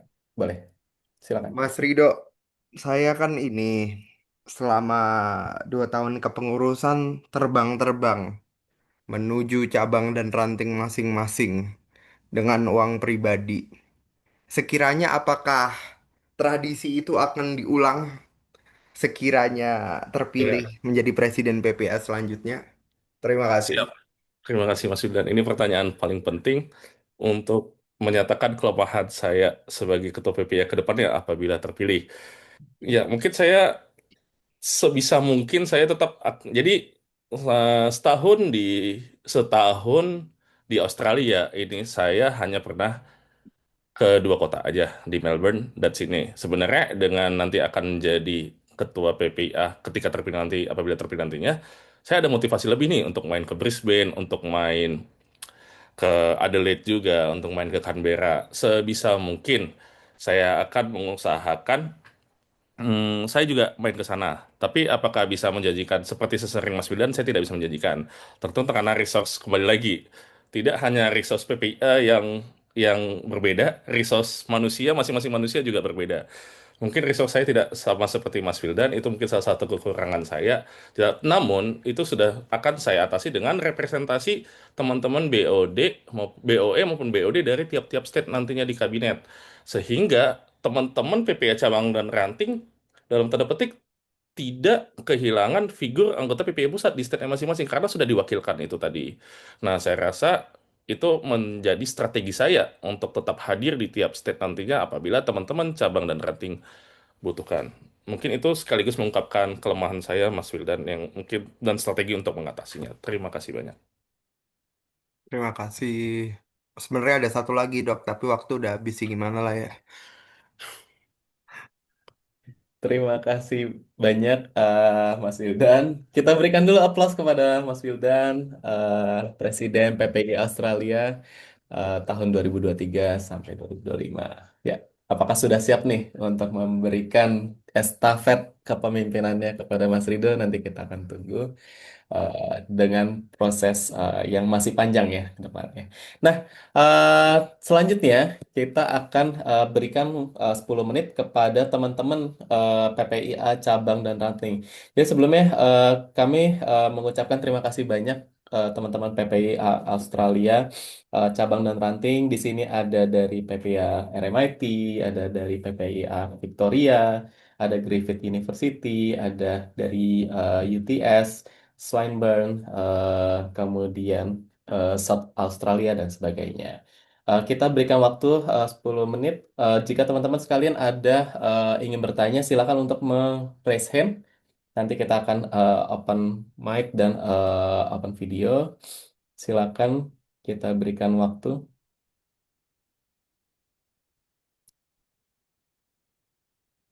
Mungkin saya izin untuk biar terlihat deh semuanya.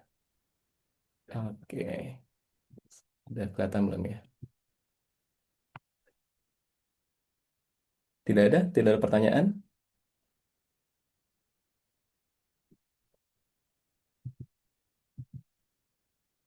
Dari PPU boleh bertanya nggak sih? Mungkin dari Mas Rafael. Di sini sudah ada panitia pemilihan umum juga. Ada Mas Rafael sebagai ketua. Ada siapa lagi nih? Alexander. Sama Mas Gulam aku disuruh nanya lagi tuh. Ya udahlah, Kandidat. nggak Halo. apa-apa lah. Boleh, Ya, boleh, boleh, biar boleh. biar lama. Salam kenal semuanya. Siap, Mas Gulam. Ini kalau saya demisioner harus ketemu Mas Gulam tetap kalau ke ke Gold Coast ini. Oke, aku ada tambahan satu krusial juga tentang sekiranya ini pertanyaan yang bercabang ya.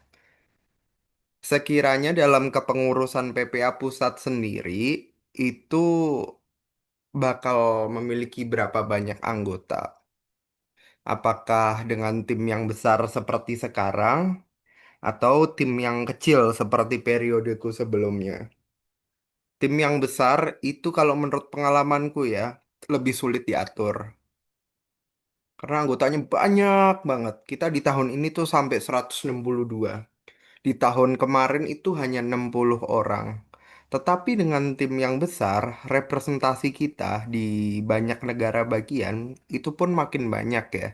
Jadi saya rasa untuk berkolaborasi dengan organisasi-organisasi di negara-negara bagian lain lebih dihargai dibanding saat kita memiliki tim yang kecil. Sekiranya Mas Rido sendiri akan menggunakan approach yang mana?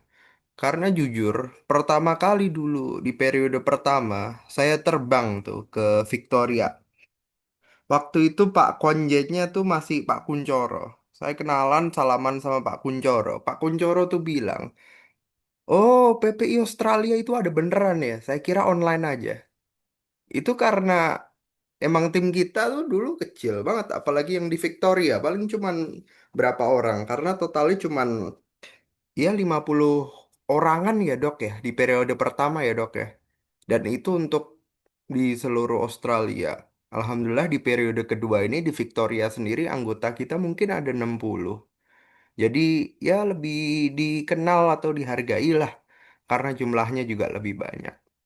Sekiranya Mas Rido bakal gimana tuh approach-nya? Oke, terima kasih banyak pertanyaan tambahannya Mas Wildan. Ini sangat penting. Kalau ini saya jawab pendapat saya pribadi dulu ya Mas ya, karena ini kan mungkin teman-teman BOD juga belum terbentuk kalau nanti kalaupun saya lolos nanti kepilih kan akan membentuk BOD terlebih dahulu baru membentuk teman-teman komite yang besar lainnya. Saya juga harus mempertimbangkan pendapat mereka. Namun kalau pendapat saya pribadi, saya lebih prefer ke tim yang besar. Kenapa? Satu tadi benar kata Mas Wildan terkait dengan representasi atau kehadiran kita. Presentasi kehadiran kita di masing-masing state akan lebih besar ketika jumlah komitenya besar. Itu satu. Kedua, karena seperti saya bilang, PPIA Pusat ini menjadi tempat rumah terakhir teman-teman tadi yang nggak bisa, mungkin belum dapat kesempatan berkontribusi, baik itu di cabang ataupun di ranting. Karena saya rasa teman-teman PPIA cabang dan ranting pun pasti selektif kan dalam memilih anggotanya. Wah, saya nggak terima di cabang nih, saya nggak terima di ranting, aduh, saya lamar PPIA Pusat. Atau mungkin terhadap mahasiswa-mahasiswa Indonesia yang tidak ada PPIA ranting. Misalnya dia ada mahasiswa Universitas Darwin nih, aduh, dia pengen berkontribusi ke PPI, tapi kan nggak ada cabang dan rantingnya ya, dia bisa ke PPI pusat untuk mengakomodir inklusivitas anggota komite. Saya rasa tim yang besar akan saya pilih dengan pendapat saya pribadi. Namun tetap dengan itu tadi, dengan strategi-strategi khusus belajar dari pengalaman-pengalaman kita untuk dapat tetap mengendalikan anggota-anggota. Apalagi PP ini cukup besar tantangannya karena kita juga online. Apalagi nanti kalau udah ini ya, yang beda waktu banyak yang di winter ya, yang nanti tiba-tiba perbedaan waktu cukup banyak. Apalagi juga perbedaan tem yang cukup menarik. Mas Yudannya hilang antara mungkin Sydney dan kota lainnya itu juga jumlah anggota yang banyak bisa dapat mengisi satu sama lainnya ketika nanti apabila term ujiannya itu berbeda. Gitu Mas Wildan kalau dari saya. Baik, terima kasih Mas. Yang lain ini enggak ada yang nanya masa ini. Oh, kita terus yang nanya serem juga kita lagi. Nanti dikira nggak bisa move on gue. Aduh, aduh. Ini nggak dimenitin dok. Ya, ini masih ada sekitar 5 menit. Oke, sudah. Boleh 5 menit lagi. Mungkin Baik. mata Garuda ANZ cermennya ada pertanyaan gitu. Mm-mm. Ya, pertanyaannya, ini boleh beneran? Boleh lah. Ya, ya, ya, ya. Nah, di sini Mas Rido sebagai awardee LPDP juga, tapi di satu sisi sebagai pelajar Indonesia di Australia gitu ya. Nah, kira-kira bagaimana dari Mas Rido sendiri bisa mengidentifikasi ya, maksudnya memetakan sebenarnya ada berbagai organisasi lainnya gitu ya, yang terutama pelajar Indonesia maupun yang sebenarnya overlapping gitu ya, juga dengan profesional gitu. Dan kira-kira strateginya nih bagaimana bisa memetakan itu, mengidentifikasinya gitu ya, karena banyak sekali yang juga tidak mungkin kecil-kecil gitu ya di masing-masing universitas, tetapi tidak teridentifikasi. Dan apa yang akan dilakukan Mas Rido dalam membuat kolaborasi yang dengan berbagai macam jenis ini. Apalagi kan kolaborasi yang paling nyata adalah banyak sekali permintaan ke PPI Australia karena IG-nya sudah banyak ya followernya. Boleh nggak untuk ikut dipromosikan? Itu ada salah satu contoh yang paling kecil gitu ya. Mungkin Mas Wildan juga sering mendengar gitu ya. Setiap hari mungkin ada requestnya banyak ya, puluhan, belasan. Dan bagaimana bisa em, memfilter tapi tanpa juga menolak dengan halus atau bagaimana dan memilih ini nih perlu gitu di ACC, ini tidak perlu dan mengkolaborasikan ya itu semua. Silakan Mas. Oke, terima kasih banyak Dok Jo atas pertanyaannya. Kalau untuk memfilter, mungkin ya tentu saja mungkin organisasi-organisasi yang bisa dalam kita ajak berkolaborasi ya dalam utamanya media partner adalah yang sesuai dengan nilai-nilai PPI, yaitu non-partisan, tidak memihak salah satu politik, baik itu politik rezim pemerintah, partai politik, baik itu yang sedang menjadi pemerintahan maupun yang menjadi oposisi. Jadi kita, PPI itu, ketika pun nanti bersikap, itu tendensius tidak tendensius sebagai oposisi ataupun tidak tendensius kebalikannya sebagai mendukung pemerintah. Kita ketika kita bersikap nantinya kita bersikap ya karena ada data yang ada. Jadi kita mengeluarkan semacam ya kebijakan putusan itu ya benar-benar murni karena pertimbangan akademik atau nalar nalar akademik begitu. Untuk masalah menolak dan ya gitu ya masalah membahasakannya ke mereka itu akan seperti apa kalau saya pribadi sebagai ketua PPIA itu nantinya ya saya kan itu nanti pasti requestnya kan tidak mungkin bisa jadi ya bisa jadi lewat IG saya sebagai IG pribadi saya bisa jadi lewat IG IG-nya PPIA pusat teman-teman di Medcom. Nah, mau nggak mau nanti ketika ada requestan seperti itu, ketika nanti itu dalam tanda petik harus kita tolak, mau nggak mau saya juga harus melakukan pendekatan personal kepada ketuanya. Kita tidak bisa, kita jelaskan secara baik-baik kalau ternyata nilai yang dipegang PPI ini seperti ini, mohon maaf. Untuk kolaborasi dalam bentuk mungkin mempromosikan itu tidak dapat kita lakukan. Dan saya rasa dengan pendekatan personal seperti itu, saya rasa ketua-ketua organisasi-organisasi mahasiswa yang ada di Indonesia di Australia juga akan cukup mengerti terkait dengan keterbatasan-keterbatasan yang ada karena saya yakin mereka juga memiliki prinsip dalam menjalani dalam tanda petik menjalani kerjasama dalam melakukan program mereka akan approach kemana aja seperti itu mungkin dok Ya, jawaban saya. terima kasih. Sebenarnya ada satu pertanyaan, tapi waktunya nggak cukup sih. Ini Iya. terkait kaderisasi kepemimpinan. Karena 2 tahun berturut-turut ya, ini PPI Australia selalu kandidatnya satu orang nih. Nah, Hmm. sebenarnya ini saya tidak akan menanyakan ini, tetapi Hmm. mungkin perlu Tahun dipertimbangkan Mas kemarin kan Rido. you tahu sendiri, Perlu lawannya dipertimbangkan Mas Rido, pertahanan. ya, untuk kaderisasinya nanti ke depannya. Nah, kita lanjutkan boleh. Eh, Selanjutnya adalah kita akan membagi menjadi 3 breakout room, sorry, yaitu dari partisipan PPIA cabang dan ranting nanti akan diam di stay di main room, kemudian akan breakout room satu itu diisi oleh panelis, mereka akan berdiskusi mengenai hasil dari fit and proper test dari Mas Rido ini, kemudian nanti breakout room ketiga adalah dari Mas Rido sendiri gitu ya. Nanti akan didampingi oleh Ketua PPU. Oke, kita akan membagi silakan untuk kepada Prof. Yuli, Mas Aldo dan Mas Wildan bisa bergabung di oke, kita sudah buka. Bisa diterima atau accept dari breakout roomnya.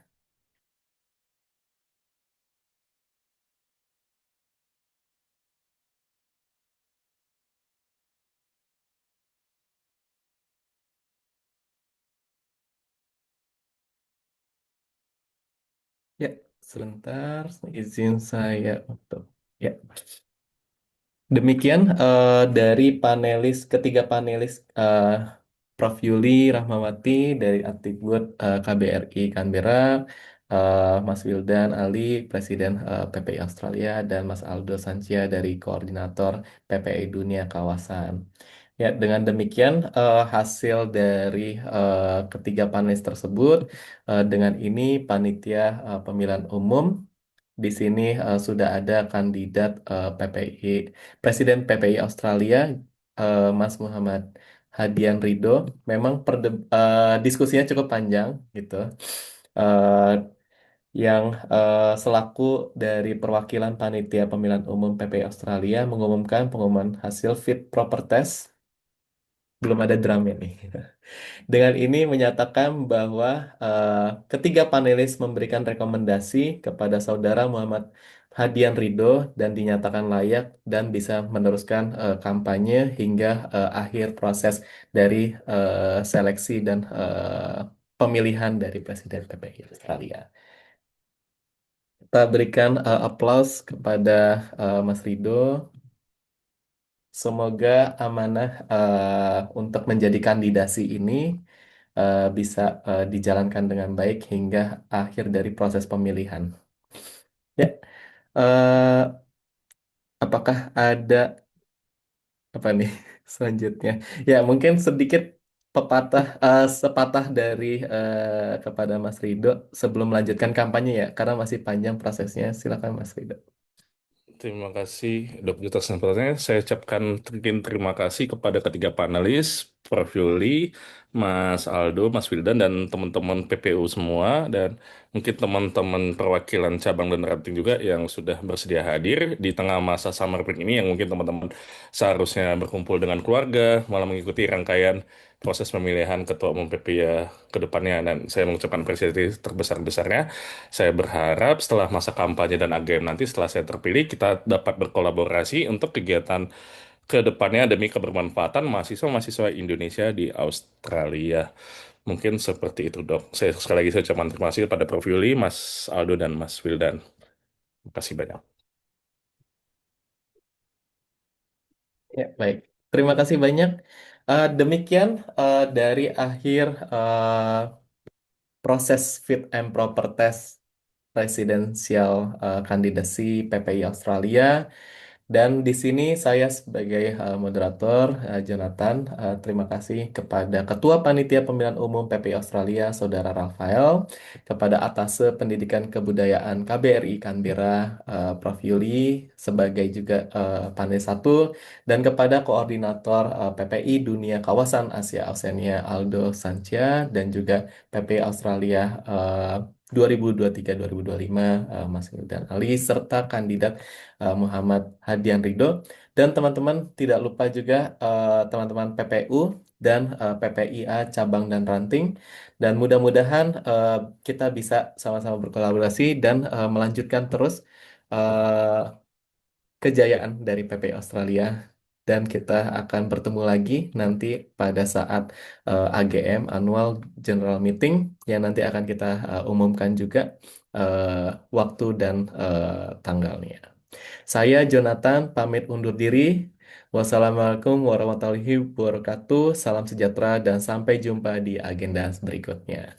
Rekaman dari Fit and Proper Test ini akan diupload di channel YouTube PPI Australia sebagai bentuk dari transparansi panitiaan pemilihan umum dari PPI Australia. Terima kasih banyak.